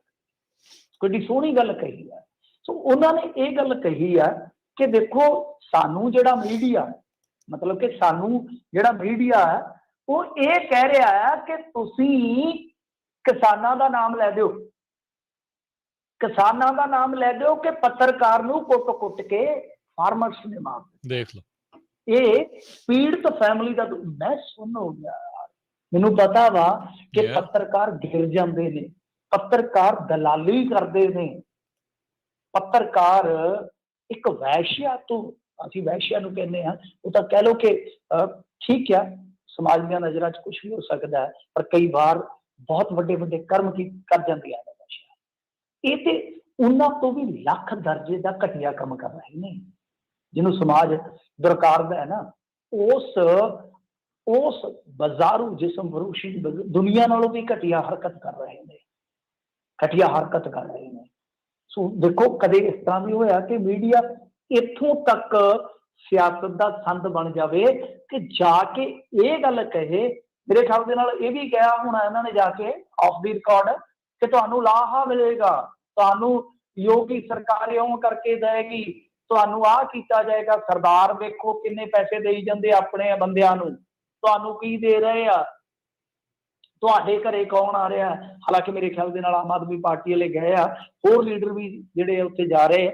ਮੇਰਾ ਮੰਨਣਾ ਪੰਜਾਬ ਤੋਂ ਜਿਹੜਾ ਵੀ ਜਾਂਦਾ ਉਹਨਾਂ ਦੇ ਘਰੇ ਜ਼ਰੂਰ ਜਾਣਾ ਚਾਹੀਦਾ, ਕਿਉਂਕਿ ਉਹ ਫਾਰਮਰ ਪ੍ਰੋਟੈਸਟ ਨੂੰ ਕਵਰ ਕਰ ਰਹੇ ਸਨ, ਇੱਕ ਤਰ੍ਹਾਂ ਨਾਲ ਉਹਨਾਂ ਦੀ ਡਿਊਟੀ ਸੀਗੀ। ਤਾਂ ਪੱਤਰਕਾਰਤਾ 'ਚ ਇਹੋ ਜਿਹੇ ਬੰਦੇ ਸ਼ਹੀਦ ਗਿਣੇ ਜਾਂਦੇ ਨੇ। ਤਾਂ ਖੈਰ ਹੁਣ ਦੇਖੋ ਇਹ ਤੋਂ ਵੱਧ ਤਾਂ ਤੁਹਾਨੂੰ ਪਤਾ ਨਹੀਂ ਲੱਗੇਗਾ ਨਾ ਕਿ ਮਕਾਰੀ ਕੀ ਚੀਜ਼ ਹੁੰਦੀ ਹੈ। ਸਾਫ਼ ਹੋ ਗਿਆ ਕਿ ਮਕਾਰੀ ਮਤਲਬ ਕਿ ਦਲਾਲੀ ਕੀਤੀ ਜਾ ਰਹੀ ਹੈ। ਮੈਂ ਕੋਈ ਸ਼ਬਦ, ਮੈਨੂੰ ਨੀਚ ਸ਼ਬਦ ਤੋਂ ਮਿਲਦਾ ਹੀ ਨਹੀਂ ਪਿਆ, ਕੀ ਕਹਾਂ ਮੈਂ, ਕਿ ਖੁਦ ਪੀੜਤ ਪਰਿਵਾਰ ਕਹਿ ਰਿਹਾ ਕਿ ਸਾਨੂੰ ਪ੍ਰੈਸ਼ਰਾਈਜ਼ ਕੀਤਾ ਜਾ ਰਿਹਾ ਮੀਡੀਆ ਵੱਲੋਂ ਕਿ ਤੁਸੀਂ ਫਾਰਮਰਸ ਦਾ ਨਾਮ ਲਵੋ, ਜਦ ਕਿ ਉਹ ਕਹਿੰਦੇ ਕਿ ਸਾਡਾ ਮੁੰਡਾ, ਕਿਉਂਕਿ ਉਹਦੇ ਸਾਥੀ ਪੱਤਰਕਾਰ ਵੀ ਕਹਿ ਰਹੇ ਆ, ਪ੍ਰਤੱਖਦਰਸ਼ੀ ਵੀ ਕਹਿ ਰਹੇ ਆ, ਔਰ ਇੱਕ ਐਂਗਲ ਇਹ ਵੀ ਨਿਕਲ ਰਿਹਾ ਹੈ, ਨੋਟ ਕਰਿਓ ਇਸ ਚੀਜ਼ ਨੂੰ, ਕਿ ਉਸ ਬੰਦੇ ਕੋਲ ਵਿਜ਼ੂਅਲ ਸਨ, ਉਸ ਬੰਦੇ ਕੋਲ ਰਿਕਾਰਡਿੰਗ ਸੀ, ਦੱਸਦੇ ਆ ਕਿ ਉਸ ਬੰਦੇ ਨੂੰ ਮਿੱਥ ਕੇ ਟਾਰਗੇਟ ਕੀਤਾ ਗਿਆ। ਇਹ ਵੀ ਸੁਣਨ ਚ ਆਇਆ ਕਿਉਂਕਿ ਸਵੇਰ ਤੋਂ ਉੱਥੇ ਕਵਰੇਜ ਕਰ ਰਿਹਾ ਸੀਗਾ, ਅੱਖ 'ਚ ਰੜਕ ਰਿਹਾ, ਪੱਤਰਕਾਰ ਅੱਖ 'ਚ ਰੜਕਦੇ ਹੁੰਦੇ ਹਮੇਸ਼ਾ, ਕਿਆ ਬੰਦਾ ਜਿਹੜਾ ਬੋਲਦਾ ਹੈ ਜੀ, ਇਹ ਬੰਦਾ ਹਮੇਸ਼ਾ ਮਤਲਬ ਕਿ ਉਹਨਾਂ ਦੇ ਪੱਖ ਤੋਂ ਦੇਖੀਏ ਤਾਂ ਨੈਗੇਟਿਵ ਰਿਪੋਰਟਿੰਗ ਕਰਦਾ ਸਾਡੇ ਹੱਕ 'ਚ। ਸੋ ਇਹ ਚੀਜ਼ਾਂ ਜਿਹੜੀਆਂ ਨੇ ਉਹ ਨਿਕਲ ਕੇ ਆ ਰਹੀਆਂ, ਪਰ ਐਦੋਂ ਵੱਡਾ ਧੱਬਾ ਮੇਰੇ ਖਿਆਲ ਦੇ ਨਾਲ ਕਿਸੇ ਦੇਸ਼ ਦਾ ਮੀਡੀਆ ਨਹੀਂ ਕੱਢ ਸਕਦਾ ਕਿ ਪੀੜਤਾਂ ਦੇ ਨਾਲ ਖੜਨ ਦੀ ਥਾਂ ਤੇ ਜਾਂ ਦੋ ਪਾਸੇ ਦੀ ਗੱਲ ਕਰਨ ਦੀ ਥਾਂ ਤੇ, ਸਾਂਝੀ ਗੱਲ ਕਰਨ ਦੀ ਥਾਂ ਤੇ ਤੁਸੀਂ ਇੱਕ ਧਿਰ ਨੂੰ ਜਾ ਕੇ ਕਹੋ ਕਿ ਭਾਈ ਤੂੰ ਏਦਾਂ ਕਰ, ਦੂਸਰੀ ਧਿਰ ਦਾ ਨਾਮ ਲੈ। ਐਦੋਂ ਵੱਡੀ ਮੈਂ ਕਹਿੰਦਾ ਕਿ ਬੇਸ਼ਰਮੀ ਦੀ ਕੋਈ ਹੱਦ ਹੋ ਹੀ ਨਹੀਂ ਸਕਦੀ। ਤੇ ਇੱਥੋਂ ਇਹ ਮਿੰਟੂ ਜੀ ਸਪਸ਼ਟ ਹੁੰਦਾ ਆ ਵੀ ਜੇ ਹੁਣ ਇੱਦਾਂ ਕਰ ਰਿਹਾ ਤਾਂ ਪਹਿਲੋਂ ਵੀ ਇਹੀ ਦਲਾਲੀਆਂ ਜਿਹੜੀਆਂ ਉਹ ਕਰਦੇ ਰਹੇ ਹੋਣੇ ਆ। ਹੋਰ ਪਤਾ ਨਹੀਂ ਕਿੰਨਿਆਂ ਇਹਨਾਂ ਨੇ ਮਸਲਿਆਂ ਦੇ ਵਿੱਚ ਇੱਦਾਂ ਹੀ ਜਿਹੜੇ ਪੀੜਤਾਂ ਨੂੰ ਦੂਜਿਆਂ ਦੇ ਉੱਤੇ ਜਿਹੜੇ ਆ ਜਿਨ੍ਹਾਂ ਦੇ ਐਕਚੁਅਲੀ ਦੂਜਿਆਂ ਦਾ ਜਿਨ੍ਹਾਂ ਨੇ ਕੀਤਾ ਆ ਉਹਨਾਂ ਨੂੰ ਬਚਾਉਣ ਦੀ ਖਾਤਰ ਪੀੜਤਾਂ ਦੇ ਉੱਤੇ ਹੀ ਦੋਸ਼ ਜਿਹੜੇ ਲਗਵਾਏ ਹੋਣੇ ਆ। ਸੀਐਮ ਚੰਨੀ ਨੇ ਕੇਜਰੀਵਾਲ ਨੂੰ ਲਿਆ ਨਿਸ਼ਾਨੇ ਤੇ। ਹਾਂਜੀ ਦੇਖੋ ਇਹਨਾਂ ਨੇ ਇੱਕ ਨਾ ਇੰਟਰਵਿਊ ਦੇ ਦੌਰਾਨ ਗੱਲ ਕਹੀ ਹੈ, ਗੱਲ ਵੈਸੇ ਵੱਡੀ ਵੀ ਹੈ ਤੇ ਇਹਨਾਂ ਦੀ ਨਜ਼ਰ 'ਚ ਛੋਟੀ ਵੀ ਹੈ। ਇੱਕ ਚੱਲਦੀ ਇੰਟਰਵਿਊ 'ਚ ਕਿਹਾ ਕਿ ਕੀ ਤੁਹਾਡੇ ਕੋਲ 5000 ਰੁਪਈਆ ਨਹੀਂ ਹੈਗਾ? ਜੇ ਹੈਗਾ, ਪੱਤਰਕਾਰ ਨੂੰ ਕਹਿ ਰਹੇ ਆ ਕਿ ਤੇਰੇ ਕੋਲ 5000 ਨਹੀਂ ਹੈਗਾ? ਹੈਗਾ। ਕਹਿੰਦੇ ਕਿ ਯਾਰ ਉਹਨੂੰ ਦਿਓ, ਉਹਨੂੰ ਦੇ ਦਿਓ, ਕਮ ਸੇ ਕਮ ਘੱਟ ਤੋਂ ਘੱਟ ਚੱਜ ਦੇ ਲੀੜੇ ਤੇ ਖਰੀਦ ਲਵੇ। 2-2.5 ਲੱਖ ਰੁਪਈਆ ਤਨਖਾਹ ਹੈ ਇਹਦੀ। ਕੀ ਆ, ਚੰਗੇ ਢੰਗ ਦੇ ਕੱਪੜੇ ਨਹੀਂ ਹੁੰਦੇ ਉਹਦੇ ਕੋਲ। ਮਤਲਬ ਕਿ ਇੱਕ ਨਿੱਜੀ ਟਿੱਪਣੀ ਹੈ, ਪਹਿਰਾਵੇ ਤੇ ਟਿੱਪਣੀ ਹੈ। ਕਰ ਕੌਣ ਰਹੇ ਆ? ਕਰ ਉਹ ਰਹੇ ਆ ਜਿਨ੍ਹਾਂ ਨੇ ਖੁਦ ਰਕਸ਼ਾ ਚਲਾਇਆ। ਰਕਸ਼ਾ ਜਿਨ੍ਹਾਂ ਨੇ ਖੁਦ ਕੱਚੇ ਘਰਾਂ ਦੇ ਵਿੱਚ ਬਚਪਨ ਬਿਤਾਇਆ ਹੈ। ਦੇਖੋ, ਕਿਸੇ ਦੀ ਰਾਜਨੀਤੀ ਦੇ ਨਾਲ ਤੁਸੀਂ ਸਹਿਮਤ ਹੋਵੋ ਜਾਂ ਨਾ ਹੋਵੋ, ਨਿੱਜੀ ਜ਼ਿੰਦਗੀ 'ਚ ਨਹੀਂ ਜਾਣਾ ਚਾਹੀਦਾ। ਮੇਰਾ ਤਾਂ ਇਹ ਮੰਨਣਾ ਆ ਕਿ ਪਰ ਅੱਜ ਕੱਲ੍ਹ ਤੁਹਾਨੂੰ ਪਤਾ ਹੀ ਹੈ ਕਿ ਸਭ ਤੋਂ ਪਹਿਲਾਂ ਨਿੱਜੀ ਜ਼ਿੰਦਗੀ ਹੀ ਬੋਲੀ ਜਾਂਦੀ ਆ। ਖੈਰ, ਗੱਲ ਇਹ ਆ ਰਾਜ ਕਰਨਵੀਰ ਸਿੰਘ ਜੀ ਜੀ ਕਿ ਇਹਨਾਂ ਨੂੰ ਸ਼ਾਇਦ ਇਹ ਨਹੀਂ ਪਤਾ ਕਿ ਤੁਹਾਡੀ ਪਾਰਟੀ ਦੇ ਪ੍ਰਾਈਮ ਮਿਨਿਸਟਰ ਜਿਹੜੇ ਹੋਏ ਨੇ ਨਹਿਰੂ, ਉਹ ਖੱਦਰ ਦੀ ਟੋਪੀ ਪਾਇਆ ਕਰਦੇ ਸਨ, ਸਾਦਾ ਹੀ ਪਹਿਰਾਵਾ ਸੀਗਾ। ਤੁਹਾਡੇ ਜਿਹੜੇ ਪ੍ਰਾਈਮ ਮਿਨਿਸਟਰ ਹੋਏ ਸ਼ਾਸਤਰੀ ਜੀ, ਉਹ ਲੂੰਗੀ ਬੰਨਿਆ ਕਰਦੇ। ਤੁਹਾਡੀ ਪ੍ਰਾਈਮ ਮਿਨਿਸਟਰ, ਸਾਰੀ ਪ੍ਰਾਈਮ ਮਿਨਿਸਟਰੀ ਜਿਹਨੂੰ ਤੁਸੀਂ ਸ਼ਹੀਦ ਕਹਿੰਦੇ ਜੇ, ਇੰਦਰਾ ਗਾਂਧੀ ਸਾੜੀ ਚ ਕਰਦੇ, ਰਵਾਇਤੀ ਪਹਿਰਾਵੇ ਚ। ਰਵਾਇਤੀ ਕਿ ਉਸ ਟਾਈਮ ਕੋਈ ਉੱਠ ਕੇ ਇਹ ਕਹਿ ਦਿੰਦਾ ਕਿ ਇਹਨੂੰ ਯਾਰ ਚੱਜ ਦੇ ਲੀੜੇ ਲੈ ਦੇ, ਜਦੋਂ ਬਾਹਰ ਜਾਂਦੀ ਉਦੋਂ ਵੀ ਸਾੜੀ ਜੀ ਦਾ ਖਲਾਰਾ ਪਾਈ ਫਿਰਦੀ ਆ, ਕੋਈ ਸੂਟ ਬੂਟ ਪਾ ਕੇ ਜਾਵੇ ਨਾ, ਉਦੋਂ ਬਵਾਲ ਹੋਣਾ ਸੀ ਕਿਉਂਕਿ ਰਵਾਇਤੀ ਪਹਿਰਾਵਾ। ਸਾਡੇ ਅੱਜ ਵੀ ਕਿੰਨੇ ਪੰਜਾਬੀ ਲੀਡਰ ਆ, ਉਹਨਾਂ ਨੇ ਸਾਦਾ ਝੱਗਾ ਪਜਾਮਾ ਪਾਇਆ ਹੁੰਦਾ, ਔਰ ਖੁਦ ਚੰਨੀ ਜੀ ਨੇ ਵੀ ਝੱਗਾ ਪਜਾਮਾ ਜ਼ਿਆਦਾਤਰ ਪਾਇਆ ਹੁੰਦਾ, ਔਰ ਨਾਲ ਸਪੋਰਟਸ ਬੂਟ ਪਾਏ ਹੁੰਦੇ ਆ। ਜੀ ਤੇ ਕੋਈ ਉੱਠ ਕੇ ਕਹਿ ਦੇਵੇ ਕਿ ਯਾਰ ਲੈਦਰ ਦੇ ਬੂਟ ਲੈ ਲਾ, ਕੀ ਹੈ ਯਾਰ, ਤਾਂ ਇਹ ਗੱਲਾਂ ਚੰਗੀਆਂ ਨਹੀਂ ਹੈ ਮੇਰੇ ਖਿਆਲ ਦੇ ਨਾਲ। ਦੇਖੋ, ਅਰਵਿੰਦ ਕੇਜਰੀਵਾਲ ਬੜਾ ਚਲਾਕ ਆਦਮੀ ਆ, ਉਹਨੇ ਕੋਈ ਜਵਾਬ ਕੀ ਦਿੱਤਾ, ਉਹ ਕਹਿੰਦਾ ਜੀ ਮੇਰੇ ਕੱਪੜੇ ਤੁਹਾਨੂੰ ਪਸੰਦ नहीं है, कोई गल नहीं है जी, अच्छा जी कोई बात नहीं है जी, अच्छा जी कोई बात नहीं है, आप ये बताओ वादे कब पूरे कर। चलो गल आ गई है ना। सो गल ये है कि तुसी मुद्दਿਆਂ ਦੀ ਲੜਾਈ ਕਰੋ, ਮੁੱਦਿਆਂ ਦਾ ਭੇੜ ਕਰੋ, ਇਹਨਾਂ ਚੀਜ਼ਾਂ 'ਚ ਕੋਈ ਫਾਇਦਾ ਨਹੀਂ ਹੁੰਦਾ, ਔਰ ਪਹਿਰਾਵੇ ਤੇ ਜਾਣਾ ਨਹੀਂ ਚਾਹੀਦਾ। ਆਪਦੀ ਜ਼ਿੰਦਗੀ ਹਰ ਇੱਕ ਬੰਦੇ ਦੀ। ਕਿੰਨੇ ਤੁਹਾਨੂੰ ਲੋਕ ਮਿਲਣਗੇ ਜਿਹੜੇ ਕਰੋੜਾਪਤੀ ਹੋਣਗੇ, ਅਰਬਾਪਤੀ ਹੋਣਗੇ, ਪਰ ਸਵੇਰੇ ਉੱਠ ਕੇ ਅਖਬਾਰ ਕਈ ਲੋਕ ਜਿਹੜੇ ਆ ਨਾ, ਉਹ ਟੀ ਸਟਾਲ ਤੇ ਜਾ ਕੇ ਪੜ੍ਹਦੇ ਮਿਲ ਜਾਣਗੇ। ਸ਼ਹਿਰ ਦੇ ਕਰੋੜਾਪਤੀ ਬੰਦੇ ਟਰੈਕ ਸੂਟ ਚੱਪਲ 'ਚ ਤੁਹਾਨੂੰ ਆਪਣੀ ਮਿੱਤਰ ਮੰਡਲੀ 'ਚ ਜਾ ਕੇ ਚਾਹ ਪੀਂਦੇ ਅਖਬਾਰ ਪੜ੍ਹਦੇ ਮਿਲ ਜਾਣਗੇ। ਕੀ ਕਹਾਂਗੇ ਤੁਹਾਨੂੰ, ਇਹ ਤੁਹਾਨੂੰ ਜ਼ਿੰਦਗੀ ਨਹੀਂ ਜਿਉਣੀ ਹੁੰਦੀ। ਇਹਦਾ ਮਤਲਬ ਇਹ ਆ ਕਿ ਜੇ ਤੁਹਾਡੇ ਕੋਲ 4 ਪੈਸੇ ਆ ਗਏ ਤਾਂ ਤੁਸੀਂ ਖੁਦ ਦਾ ਸਟੇਟਸ ਜਿਹੜਾ ਹੈ ਅਲੱਗਾ ਕਰ ਲਓ। ਸੋ ਮੈਨੂੰ ਇਹ ਘੱਟੋ ਘੱਟ ਜਿੱਦਾਂ ਕਹਿ ਲਓ ਕਿ ਇਹ ਟਿੱਪਣੀ ਜਿਹੜੀ ਹੈ ਉਹਦੀ ਉਮੀਦ ਇਹੋ ਜਿਹੇ ਸ਼ਖਸ ਤੋਂ ਨਹੀਂ ਸੀ ਜੋ ਖੁਦ PhD ਕਰ ਰਿਹਾ, ਔਰ ਜਿਹੜਾ ਬੰਦਾ ਅਸੀਂ ਕਹਿੰਦੇ ਆ ਕਿ ਸਾਡੇ ਲਈ ਇੱਕ ਮਿਸਾਲ ਹੈ, ਜਿਹੜਾ ਬੰਦਾ ਰਕਸ਼ੇ ਤੋਂ ਹਵਾਈ ਜਹਾਜ਼ ਦਾ ਸਫ਼ਰ ਤੈਅ ਕਰਦਾ। ਜੀ ਜੀ ਸ਼ੋਭਾ ਨਹੀਂ ਦਿੰਦੀਆਂ ਇਦਾਂ ਦੀਆਂ ਜਿਹੜੀਆਂ ਗੱਲਾਂ। NCV ਤੇ ਲੱਗੇ ਦੋਸ਼ਾਂ ਨੇ ਸਭ ਨੂੰ ਹੈਰਾਨ ਕਰ ਦਿੱਤਾ। ਹਾਂਜੀ, ਦੇਖੋ ਇਹ ਜਿਹੜੀ ਮਾਮਲੇ ਦੀ ਤਹਿ ਹੈ ਨਾ, ਨਾਰਕੋਟਿਕ ਕੰਟਰੋਲ ਬਿਊਰੋ, NCB ਜਿਹਨੂੰ ਕਹਿ ਦਿੰਦੇ ਆ, ਇਸ ਮਾਮਲੇ ਦੀ ਇੱਕ ਜਿਹੜੀ ਤਹਿ ਖੋਲੀ ਗਈ ਆ, ਵਾਕਿਆ ਹੈਰਾਨ ਕਰਦੀ ਆ। ਦੇਖੋ, ਕੁਛ ਵੀ ਹੈ ਮੇਰੇ ਖਿਆਲ ਦੇ ਨਾਲ ਇਹ ਬਹੁਤ ਭਿਆਨਕ ਹੈ, ਬਹੁਤ ਭਿਆਨਕ ਹੈ ਆਉਣ ਵਾਲੇ ਸਮੇਂ ਦੇ ਵਿੱਚ। ਕਿਉਂ? ਕਿਉਂਕਿ ਨਵਾਬ ਮਲਿਕ ਨੇ ਇੱਕ ਪ੍ਰੈਸ ਕਾਨਫਰੰਸ ਕੀਤੀ ਆ ਬੀਤੇ ਦਿਨ। ਨਵਾਬ ਮਲਿਕ ਕੌਣ ਆ? ਮਹਾਰਾਸ਼ਟਰ ਸਰਕਾਰ ਦੇ ਵਿੱਚ ਮੰਤਰੀ ਨੇ, ਤੇ NCP ਨੈਸ਼ਨਲ ਕਾਂਗਰਸ ਪਾਰਟੀ ਹੈ ਜਿਹੜੀ, ਉਹਨਾਂ ਦੇ ਮਤਲਬ ਕਿ ਇਹ ਹੈਗੇ ਆ ਤਰਜਮਾਨ ਜੀ। ਅੱਛਾ, ਇਹ ਹੁਣ ਕੀ ਕਹਿ ਰਹੇ ਆ? ਇਹ ਕਹਿ ਰਹੇ ਨੇ ਕਿ ਜਿਹੜੇ ਬੰਦਿਆਂ ਨੇ 2 ਬੰਦਿਆਂ ਨੂੰ ਫੜਿਆ, ਇੱਕ ਆਰੀਅਨ ਮੁੰਡਿਆਂ ਨੂੰ ਕਹਿ ਲਓ, ਬੰਦਿਆਂ ਨੂੰ ਨਹੀਂ ਕਹਿਣਾ, ਤੇ ਦੂਸਰਾ ਹੈ ਸ਼ਾਇਦ ਮਰਚੈਂਟ। ਅਸਲ ਦੇ ਵਿੱਚ ਕਹਿੰਦੇ ਕਿ ਜਿਹੜੀਆਂ ਫੋਟੋਆਂ ਵਾਇਰਲ ਹੋ ਰਹੀਆਂ ਨੇ ਉਹ ਭਾਜਪਾ ਦੇ ਬੰਦੇ ਆ ਸਿਵਲ ਡਰੈਸ ਦੇ ਵਿੱਚ। ਮਤਲਬ ਕਿ NCB ਦੀ ਜਿਹੜੀ ਰੇਡ ਹੋਈ ਆ ਉਹਦੇ ਵਿੱਚ ਭਾਰਤੀ ਜਨਤਾ ਪਾਰਟੀ ਦੇ ਅਹੁਦੇਦਾਰ ਆ, ਔਰ ਉਹਨਾਂ ਦੀਆਂ ਫੋਟੋਆਂ ਕੱਢ ਕੇ ਉਹਨਾਂ ਨੇ ਮੋਹਰੇ ਰੱਖ ਦਿੱਤੀਆਂ ਮੇਰੇ ਖਿਆਲ ਦੇ ਨਾਲ ਭਾਰਤੀ ਜਨਤਾ ਪਾਰਟੀ ਦੇ ਉੱਚ ਕੋਟੀ ਦੇ ਲੀਡਰਾਂ ਦੇ ਨਾਲ। ਉਹਦੇ ਵਿੱਚ ਇਹਨਾਂ ਦਾ ਇੱਕ ਅਹੁਦੇਦਾਰ ਵੀ ਸ਼ਾਮਲ ਸੀਗਾ, ਮਤਲਬ ਕਿ ਜਿਹਦੇ ਕੋਲ ਆਫੀਸ਼ੀਅਲੀ ਭਾਜਪਾ ਦਾ ਅਹੁਦਾ ਵਾ, ਆਫੀਸ਼ੀਅਲੀ। ਹੁਣ ਦੇਖੋ, ਉਹ ਜੋ ਗੱਲ ਕਰ ਰਹੇ ਆ ਉਹਦੇ ਵਿੱਚ ਇੱਕ ਭਾਨੂਸ਼ਾਲੀ ਆ, ਉਹ ਕਹਿੰਦਾ ਕਿ ਮੈਂ ਜੀ ਜਸੂਸੀ ਕਰਦਾ ਸੀ, ਮੈਂ ਜਾਣਕਾਰੀ ਦਿੱਤੀ ਸੀ, ਮਤਲਬ ਕਿ ਮੁਖਬਰੀ ਕਰਦਾ। ਪਰ ਦੂਸਰਾ ਬੰਦਾ ਹੈ ਜਿਹੜਾ ਉਹ ਘੜੀਸ ਕੇ ਲਿਜਾ ਰਿਹਾ, ਮਤਲਬ ਕਿ ਉਹਦਾ ਨਾਂ ਸ਼ਾਇਦ ਮਨੀਸ਼ ਆ, ਉਹ ਘੜੀਸ ਕੇ ਲਿਜਾ ਰਿਹਾ ਇੱਕ ਬੰਦੇ ਨੂੰ। ਮਤਲਬ ਕਿ ਜਿੱਦਾਂ ਤੁਸੀਂ ਦੇਖਿਆ ਹੋਣਾ, ਤੁਹਾਡੇ ਵੀ ਇੱਧਰ ਜਦੋਂ ਪੇਸ਼ ਕਰਦੇ ਆ ਕੜੀ ਲਾ ਕੇ ਤਾਂ ਕਿਵੇਂ ਕਾਲੀ ਕਾਲੀ ਚ ਕਈ ਵਾਰ ਕੱਢਦੇ ਆਈ ਪ੍ਰੋਫਾਈਲ ਕੈਦੀਆਂ ਨੂੰ, ਏਦਾਂ ਉਹ ਘੜੀਸ ਕੇ ਖੜ ਰਿਹਾ ਹੈ। ਮਤਲਬ ਕਿ ਜਿੱਦਾਂ ਬਹੁਤ ਜ਼ਬਰਦਸਤ ਤਕੜਾ, ਮਤਲਬ ਕਿ ਦਇਆ ਸ਼ੰਕਰ ਵਰਗਾ ਇੰਸਪੈਕਟਰ ਹੋਵੇ, ਇਹ ਤਾਂ ਕਮਾਲ ਦੀ ਗੱਲ ਹੈ। ਦੇਖੋ ਮੁਖਬਰੀ ਜਸੂਸੀ ਇਹ ਤਾਂ ਵੱਖਰਾ ਵਿਸ਼ਾ ਹੈ ਨਾ, ਉਹ ਤਾਂ ਚੱਲਦਾ, ਪਰ ਉਹ ਤਾਂ ਕਦੇ ਵੀ ਬਾਹਰ ਨਹੀਂ ਆਉਂਦੇ ਲੋਕ, ਉਹ ਬਾਹਰ ਨਹੀਂ ਆਉਂਦੇ। ਨਾ ਹੀ ਇੱਕ ਪ੍ਰੋਫੈਸ਼ਨਲ ਏਜੰਸੀ ਜਾਂ ਫੋਰਸ ਕਦੇ ਵੀ ਉਹਨਾਂ ਨੂੰ ਜਨਤਕ ਤੌਰ ਤੇ ਸਾਹਮਣੇ ਲਿਆਉਂਦੀ ਹੈ, ਕਿਉਂਕਿ ਉਹਦੀ ਤੇ ਆਇਡੈਂਟੀਟੀ ਸਾਹਮਣੇ ਆ ਗਈ, ਡਿਸਕਲੋਜ਼ ਹੋ ਗਈ, ਤਾਂ ਉਹ ਕਾਹਦਾ ਜਸੂਸ ਰਹਿ ਗਿਆ, ਕਾਹਦਾ ਮੁਖਬਰ ਰਹਿ ਗਿਆ। ਪੁਲਿਸ ਤੇ ਕਦੇ ਮੁਖਬਰ ਦਾ ਆਪਣਾ ਨਾਂ ਤੱਕ ਨਹੀਂ ਦੱਸਦੀ। ਫਰਜ਼ ਕਰੋ ਇੱਥੇ ਆਪਾਂ ਪੰਜਾਬ ਦੇ ਵਿੱਚ ਦੇਖਦੇ ਹਾਂ, ਕੋਈ ਘੜਾ ਸ਼ਰਾਬ ਦਾ ਪਾ ਕੇ ਬੈਠਾ ਹੋਵੇ ਤੇ ਪਿੰਡ ਦਾ ਹੀ ਬੰਦਾ ਫੜਾ ਦੇਵੇ, ਗੁਆਂਢੀ ਫੜਾ ਦੇਵੇ, ਨਵੇੜਾ ਕਰ ਦੂਗੀ ਪੁਲਿਸ। ਤੁਸੀਂ ਕਹੋਗੇ ਕਿ 500 ਰੁਪਇਆ ਵੱਧ ਲੈ ਲਓ ਯਾਰ, ਸਾਨੂੰ ਨਾ ਦੱਸੋ ਮਾੜਾ ਜਿਹਾ, ਥੋੜਾ ਜਿਹਾ ਕਰਦੇ ਹਾਂ ਗੱਲ, ਹਿਸਾਬ ਕਿਤਾਬ ਕਰਦੇ, ਤੁਹਾਨੂੰ ਉਹ ਨਾ ਨਹੀਂ ਦੱਸਣਗੇ, ਚਾਹੇ 5 ਦੀ ਜਗ੍ਹਾ ਤੁਸੀਂ 50,000 ਆਫਰ ਕਿਉਂ ਨਾ ਕਰ। ਸੋ ਇਹ ਸੱਚ ਆ। ਤਾਂ ਇਹ ਕਹਾਣੀ ਆਪਣੇ ਆਪ ਦੇ ਵਿੱਚ ਦੇਖ ਲਓ ਕਿ ਬਹੁਤ ਇੱਕ ਗੰਭੀਰ ਭੇਤ ਲੁਕਾਈ ਬੈਠੀ ਆਪਣੇ ਆਪ ਦੇ ਵਿੱਚ।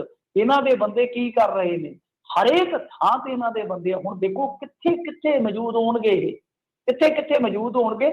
ਇਹ NCB ਵਰਗੀ ਇਹੋ ਜਿਹੀ ਏਜੰਸੀ ਦੇ ਵਿੱਚ ਇਹਨਾਂ ਦੇ ਬੰਦੇ ਆ, ਤਾਂ ਸੋਚ ਲਓ ਕਿ ਕਿੱਥੇ ਕਿੱਥੇ ਹੋਣਗੇ ਤੇ ਕੀ ਕੀ ਕਰਦੇ ਹੋਣਗੇ। ਬਹੁਤ ਵੱਡਾ ਸਵਾਲ ਹੈ। ਔਰ ਸ਼ਾਹਰੁਖ ਦੇ ਮੁੰਡੇ ਦੀ ਇੰਨੀ ਜ਼ਿਆਦਾ ਕਵਰੇਜ ਦੂਜਿਆਂ ਨੂੰ ਛੱਡ ਕੇ, ਫਿਰ ਇਹਦੇ ਤੇ ਵੀ ਸਵਾਲ ਉੱਠਣ। ਇਹ ਤਾਂ ਹੈ ਹੀ ਆ, ਆਪਾਂ ਨੂੰ ਪਤਾ ਹੀ ਆ ਵੀ ਇਹ ਵੀ ਉਸੇ ਟਾਈਮ ਦੇ ਉੱਤੇ ਹੋਇਆ ਜਦੋਂ ਉਧਰੋਂ ਭਾਜਪਾ ਦੇ ਜਿਹੜੇ ਇਹ ਮਿਸ਼ਰੇ ਗੁੰਡੇ ਨੇ, ਜਿਹੜੇ ਆ 4 ਜਾਣਿਆਂ ਦਾ ਕਤਲ ਜਿਹੜਾ ਉਹ ਕਰ ਦਿੱਤਾ ਗੱਡੀ ਦੇ ਨਾਲ, ਜਿਹੜਾ ਉਹ ਦਰੜ ਕੇ। ਸੋ ਅਕਸਰ ਹੀ ਆਪਾਂ ਦੇਖਿਆ ਜਾਂਦਾ ਆ, ਇੰਪੋਰਟੈਂਟ ਗੱਲਾਂ ਜਿਹੜੀਆਂ ਇੱਥੇ ਦਾ ਮੀਡੀਆ ਆ ਉਹ ਹਮੇਸ਼ਾ ਹੀ ਦੱਬ ਦਿੰਦਾ ਆ ਬੇਤੁਕੀਆਂ ਜਿਹੜੀਆਂ ਗੱਲਾਂ ਦੇ ਵਿੱਚ। ਅਗਲੀ ਜਾਂਦੇ ਜਾਂਦੇ ਗੱਲ ਕਰ ਲਈਏ, ਕਹਿੰਦੇ ਸੰਗਤਾਂ ਲਈ ਲੱਗੇ ਲੰਗਰ ਦੇ ਵਿੱਚ ਗੋਲੀ ਚੱਲੀ। ਹਾਂਜੀ ਹਾਂਜੀ, ਇਹ ਮਮਦੋਟ ਦੇ ਲਾਗੇ ਦੀ ਘਟਨਾ ਹੈ। ਖਾਈ ਟੀ ਪੁਆਇੰਟ ਆ ਉੱਥੇ, ਜਿਹੜੇ ਉਸ ਏਰੀਏ ਨਾਲ ਕਿਤੇ ਕਹਿ ਲਓ ਕਿ ਵਾਕਫ ਹੋਣਗੇ, ਉਹਨਾਂ ਨੂੰ ਪਤਾ ਹੋਏਗਾ। ਖਾਈ ਟੀ ਪੁਆਇੰਟ ਕਾਫੀ ਮਸ਼ਹੂਰ ਆ, ਕਿਉਂਕਿ ਇਹਨਾਂ ਦਿਨਾਂ ਦੇ ਵਿੱਚ ਨਾ ਬਾਬਾ ਬੁੱਢਾ ਸਾਹਿਬ ਜੀ ਦਾ ਮੇਲਾ ਲੱਗਦਾ ਆ ਜੀ, ਬੜਾ ਤਕੜਾ ਜੋੜ ਮੇਲਾ ਲੱਗਦਾ ਆ। ਸ਼ਾਇਦ ਤੁਸੀਂ ਕਦੇ ਜ਼ਿੰਦਗੀ 'ਚ ਦਰਸ਼ਨ ਕੀਤੇ ਹੋਣ, ਜੇ ਨਹੀਂ ਤਾਂ ਕਦੇ ਕਰ ਲੈਣਾ, ਜੇ ਕਿਤੇ ਸਬੱਬ ਬਣੇ। ਬਹੁਤ ਸੰਗਤ ਹੁੰਦੀ ਆ ਉੱਥੇ, ਬਹੁਤ ਸੰਗਤ। ਝੁਬਾਲ ਦੇ ਲਾਗੇ ਹੀ ਹੈ ਪਿੰਡ, ਠੱਠਾ ਹੈ ਸ਼ਾਇਦ। ਸੋ ਖੈਰ, ਅੱਛਾ, ਉਹਦੇ ਵਿੱਚ ਕੀ ਹੁੰਦਾ ਹੈ ਕਿ ਜਿਵੇਂ ਹੁਣ ਸਾਡਾ ਪਿੰਡ ਸਾਰੇ ਖਾਲੀ ਹੋ ਜਾਂਦਾ ਜੀ, ਅੱਜ ਆਉਣਗੇ ਰਾਤ ਨੂੰ 8 ਪਿੰਡ ਹੋਏ, ਮਤਲਬ ਕਿ ਸਭ ਸੰਗਤ ਨਿਕਲ ਜਾਂਦੀ ਹੈ, ਜ਼ਰੂਰ ਜਾਂਦੇ ਆ। ਸਾਡੇ ਸਾਰੇ ਪਿੰਡ ਚਲੇ ਜਾਂਦੇ, ਟਰੈਕਟਰਾਂ ਟਰਾਲੀਆਂ ਤੇ, ਅਸੀਂ ਵੀ ਜਾਂਦੇ ਰਹੇ ਬਚਪਨ ਦੇ ਵਿੱਚ। ਤਾਂ ਇਦਾਂ ਹੈ ਕਿ ਰਾਹ ਦੇ ਵਿੱਚ ਫਿਰ ਲੰਗਰ ਲੱਗਦੇ, ਲੰਗਰ ਲੱਗ ਜਾਂਦੇ ਆ ਕਿ ਕਿਸੇ ਥਾਂ ਤੇ, ਜਿਵੇਂ ਮੁਕਤਸਰ ਤੋਂ ਸ਼ੁਰੂ ਹੋ ਜਾਂਦੇ ਨੇ, ਜੇ ਉਧਰੋਂ ਫਿਰੋਜ਼ਪੁਰ ਬੰਨਿਓ ਆਓਗੇ ਤਾਂ ਲੰਗਰ ਆ। ਇਹ ਤੇ ਚਲੋ ਸਾਡੀ ਧਾਰਮਿਕ ਰਵਾਇਤ ਵੀ ਆ, ਤੇ ਸਾਡਾ ਇੱਕ ਸੱਭਿਆਚਾਰਕ ਦਾ ਖਾਸਾ ਵੀ ਆ, ਇਹ ਸਭ ਕੁਝ ਚੱਲਦਾ। ਪਰ ਇਹ ਘਟਨਾ ਮੰਦਭਾਗੀ ਜਿਹੜੀ ਵਾਪਰੀ ਆ, ਕਹਿੰਦੇ ਆ ਕਿ ਇੱਕ ਵਿਅਕਤੀ ਨੂੰ ਲੰਗਰ ਦੌਰਾਨ, ਕਿਉਂਕਿ ਹੁੰਦਾ ਨਾ ਕਿ ਸੰਗਤ ਲੰਗਰ ਛਕਦੀ ਆ ਤਾਂ ਭੇਟਾ ਦੇ ਦਿੰਦੀ ਹੈ ਥੋੜੀ। ਇਹ ਵੀ ਇੱਕ ਬੜੀ ਵੱਡੀ ਦਿਆਨਤਦਾਰੀ ਹੈ। ਇਹ ਲੰਗਰ ਛਕ ਕੇ ਹਮੇਸ਼ਾ ਕੁਛ ਨਾ ਕੁਛ ਭੇਟਾ ਦਿੱਤੀ ਜਾਂਦੀ ਹੈਸੀਅਤ ਦੇ ਮੁਤਾਬਕ, ਤਾਂ ਕਿ ਹੋਰ ਰਸਦ ਆਵੇ ਤੇ ਗੁਰੂ ਕੇ ਲੰਗਰ ਜਿਹੜੇ ਆ ਉਹ ਇਸੇ ਤਰ੍ਹਾਂ ਅਟੁੱਟ ਵਰਤਦੇ ਰਹਿਣ। ਤਾਂ ਉਹ ਪੈਸੇ ਕੋਈ ਚੋਰੀ ਕਰਦਾ ਫੜਿਆ ਗਿਆ, ਜਿਹਦੀ ਰੰਜਿਸ਼ ਦੇ ਤਹਿਤ ਉਹਨੇ ਫਿਰ ਮੌਕੇ ਤੇ ਹੀ ਆ ਕੇ ਆਪਣੇ ਸਾਥੀਆਂ ਸਮੇਤ ਸੇਵਾ ਕਰ ਰਹੇ ਕੁਝ ਨੌਜਵਾਨਾਂ ਤੇ ਹਮਲਾ ਕਰ ਦਿੱਤਾ ਗਿਆ। ਇਸ ਦਰਮਿਆਨ ਦੱਸਦੇ ਆ ਕਿ ਗੋਲੀ ਵੀ ਚੱਲੀ ਹੈ। ਇਹ ਖਬਰ ਜਿਹੜੀ ਆ ਹੁਣੇ ਮੇਰੇ ਖਿਆਲ ਦੇ ਨਾਲ ਅਜੀਤ ਦਾ ਜਿਹੜਾ ਡਿਜੀਟਲ ਪਲੇਟਫਾਰਮ ਆ ਉੱਥੇ ਛਾਇਆ ਹੋਈ ਹੈ। ਇਹ ਮੇਰੇ ਖਿਆਲ ਦੇ ਨਾਲ ਦੇਖੋ ਸੋਚਣ ਵਾਲੀ ਗੱਲ ਹੈ। ਹੁਣ ਕਿੰਨੀ ਮੈਂ ਵਡਿਆਈ ਕੀਤੀ ਆ, ਕਿੰਨੀ ਵਡਿਆਈ ਕੀਤੀ ਆ, ਕਿੰਨੀ ਸਲਾਹਤ ਕੀਤੀ ਆ। ਇਹੋ ਜਿਹੀ ਇੱਕ ਪਰੰਪਰਾ ਹੈ ਜਿਸ ਤੇ ਦੁਨੀਆ ਨਾਜ਼ ਕਰਦੀ ਹੈ ਕਿ ਧਰਮ ਤਾਂ ਹੈ ਤੇ ਸਾਰੇ ਹੀ ਸਤਿਕਾਰਯੋਗ ਆ, ਪਰ ਨਿਰਾਲਾਪਨ ਹੈ ਇਸ ਧਰਮ ਦੇ ਵਿੱਚ, ਕੁਛ ਨਿਆਰਾਪਨ ਹੈ। ਤਾਂ ਇਹ ਵੀ ਤਾਂ ਮੇਰੇ ਖਿਆਲ ਦੇ ਨਾਲ ਧਰਮਾਵਲੀ ਦੀਆਂ ਪਰੰਪਰਾਵਾਂ ਨੂੰ ਢਾਹ ਲਾਉਣ ਵਾਲੀ ਗੱਲ ਹੈ ਕਿ ਕੀ ਤੁਸੀਂ ਕਰ ਰਹੇ ਹੋ, ਕਾਹਤੋਂ ਇਸ ਤਰ੍ਹਾਂ ਕਰ ਰਹੇ ਹੋ। ਸਾਡੇ ਲੋਕ ਤਾਂ ਦੇਖੋ, ਅਸੀਂ ਦੂਜਿਆਂ ਨੂੰ ਕਹਿੰਦੇ ਆ ਤੇ ਆਪਦੀਆਂ ਗਲਤੀਆਂ ਜਾਂ ਕਹਿ ਲਓ ਆਪਦੀ ਛਾਨਣੀ ਦੇ ਛੇਕ ਵੇਖਦੇ ਆ ਜਾਂ ਸੋਚਦੇ ਆ, ਥੋੜਾ ਅਸੀਂ ਨਾ ਗੁਰੇਜ਼ ਕਰਦੇ ਆ ਕਹਿਣ ਤੋਂ। ਪਰ ਮੈਨੂੰ ਕੋਈ ਹਰਜ਼ ਨਹੀਂ ਹੈ, ਅਸੀਂ ਤੇ ਇੰਨਾ ਪਤਨ ਦਾ ਸ਼ਿਕਾਰ ਹੋਇਆ ਕਿ ਪ੍ਰਸ਼ਾਦ ਦੇ ਵਿੱਚ ਵੀ ਜ਼ਹਿਰ ਮਿਲਾਉਣ ਲੱਗ ਪਏ ਆ, ਨਿੱਜੀ ਰੰਸ਼ਾਂ ਦੇ ਚੱਲਦੇ ਹੋਇਆ। ਅੰਮ੍ਰਿਤਸਰ ਜ਼ਿਲ੍ਹੇ ਦੇ ਵਿੱਚ 2 ਭਾਈਆਂ ਦਾ ਰੌਲਾ ਸੀ, ਸਾਂਝੀ ਮਰਗ ਹੋਈ, ਸਾਂਝਾ ਰਿਸ਼ਤੇਦਾਰ ਗੁਜ਼ਰਿਆ ਤੇ ਭੋਗ ਵੇਲੇ ਦੇਗ ਦੇ ਵਿੱਚ ਜ਼ਹਿਰ ਮਿਲਾਇਆ। ਅਸੀਂ ਬਹੁਤ ਨੀਚ ਹਰਕਤਾਂ ਕਰਦੇ ਹਾਂ ਖੁਦ। ਅਸੀਂ ਦੂਜਿਆਂ ਨੂੰ ਕਹਿੰਦੇ ਆ ਕਿ ਉਹ ਬਹੁਤ ਮਕਾਰੀ ਦੇ ਉਤਰੇ ਆ, ਨੀਚਤਾ ਵਾਲੇ ਕੰਮ ਕਰਦੇ ਆ, ਤੇ ਆਹ ਕੀ ਕਰ ਰਹੇ ਆ ਅਸੀਂ। ਇੱਕ ਪਾਸੇ ਉੱਥੇ ਪਤਾ ਨਹੀਂ ਕਿੰਨੇ ਲੋਕ ਹੋਣੇ ਜਿਹੜੇ ਸਵੇਰ ਤੋਂ 4 ਵਜੇ ਤੋਂ ਜਾਂ ਰਾਤ ਤੋਂ ਲੱਗੇ ਹੋਣੇ ਸੇਵਾ ਦੇ ਵਿੱਚ, ਤੇ ਤੁਸੀਂ ਪਹਿਲਾਂ ਤੇ ਕਰਤੂਤ ਦੇ ਕੇ ਸੰਗਤ ਦੇ ਪੈਸੇ ਨੂੰ ਪੈ ਗਏ ਜੇ, ਤੇ ਜੇ ਕਿਸੇ ਨੇ ਡੱਕਿਆ ਹੋਊਗਾ ਤੇ ਤੁਸੀਂ ਉਹਦੀ ਜਾਨ ਨੂੰ ਪੈ ਗਏ। ਇਹ ਤੋਂ ਬਾਅਦ ਅਸੀਂ ਵੀ ਕਿੱਥੇ ਜਾਣਾ ਆ। ਖੈਰ ਜੋ ਵੀ ਹੈ ਇਹ ਬਹੁਤ ਮੰਦਭਾਗੀ ਗੱਲ ਆ। ਖੈਰ ਨੁਕਸਾਨ ਤੇ ਨਹੀਂ ਹੋਇਆ ਕੋਈ, ਮੈਨੂੰ ਲੱਗਦਾ ਕੋਈ ਐਸੀ ਖਬਰ ਨਹੀਂ, ਪਰ ਇਹੋ ਜਿਹੀਆਂ ਖਬਰਾਂ ਵੀ ਨਹੀਂ ਆਉਣੀਆਂ ਚਾਹੀਦੀਆਂ। ਇੱਕ ਪਾਸੇ ਸੇਵਾ ਹੁੰਦੀ ਹੋਵੇ ਤੇ ਦੂਸਰੇ ਪਾਸੇ ਇਸ ਤਰ੍ਹਾਂ ਦੀ ਤਕਰਾਰਬਾਜ਼ੀ ਸ਼ੋਭਾ ਨਹੀਂ ਦਿੰਦੀ। ਜੀ ਜੀ, ਆਪਣੀਆਂ ਰੰਜਿਸ਼ਾਂ ਕਿਤੇ ਹੋਰ ਭਾਈ ਕੱਢ ਲਓ, ਇਹੋ ਜਿਹੀਆਂ ਥਾਵਾਂ ਨੂੰ ਬਖਸ਼ੋ। ਤੇ ਮਿੰਟੂ ਜੀ ਬਹੁਤ ਬਹੁਤ ਸ਼ੁਕਰੀਆ, ਬੜੀ ਮਿਹਰਬਾਨੀ, ਧੰਨਵਾਦ ਜੀ, ਸਤਿ ਸ਼੍ਰੀ ਅਕਾਲ ਜੀ। ਸਤਿ ਸ੍ਰੀ ਅਕਾਲ ਜੀ। ਤੇ ਸਰੋਤਿਓ ਇੱਥੇ ਹੀ ਸਾਡਾ ਅੱਜ ਦਾ ਇਹ ਪ੍ਰੋਗਰਾਮ ਹੁਣ ਸਮਾਪਤ ਹੈ। ਅਗਲੀ ਵਾਰ ਤੱਕ ਲਈ ਇਜਾਜ਼ਤ, ਮੇਰੇ ਵੱਲੋਂ ਵੀ ਤੁਹਾਨੂੰ ਸਭ ਨੂੰ ਪਿਆਰ ਭਰੀ ਸਤਿ ਸ਼੍ਰੀ ਅਕਾਲ। ਸੁਣਦੇ ਰਹੋ ਪੰਜਾਬੀ ਰੇਡੀਓ USA।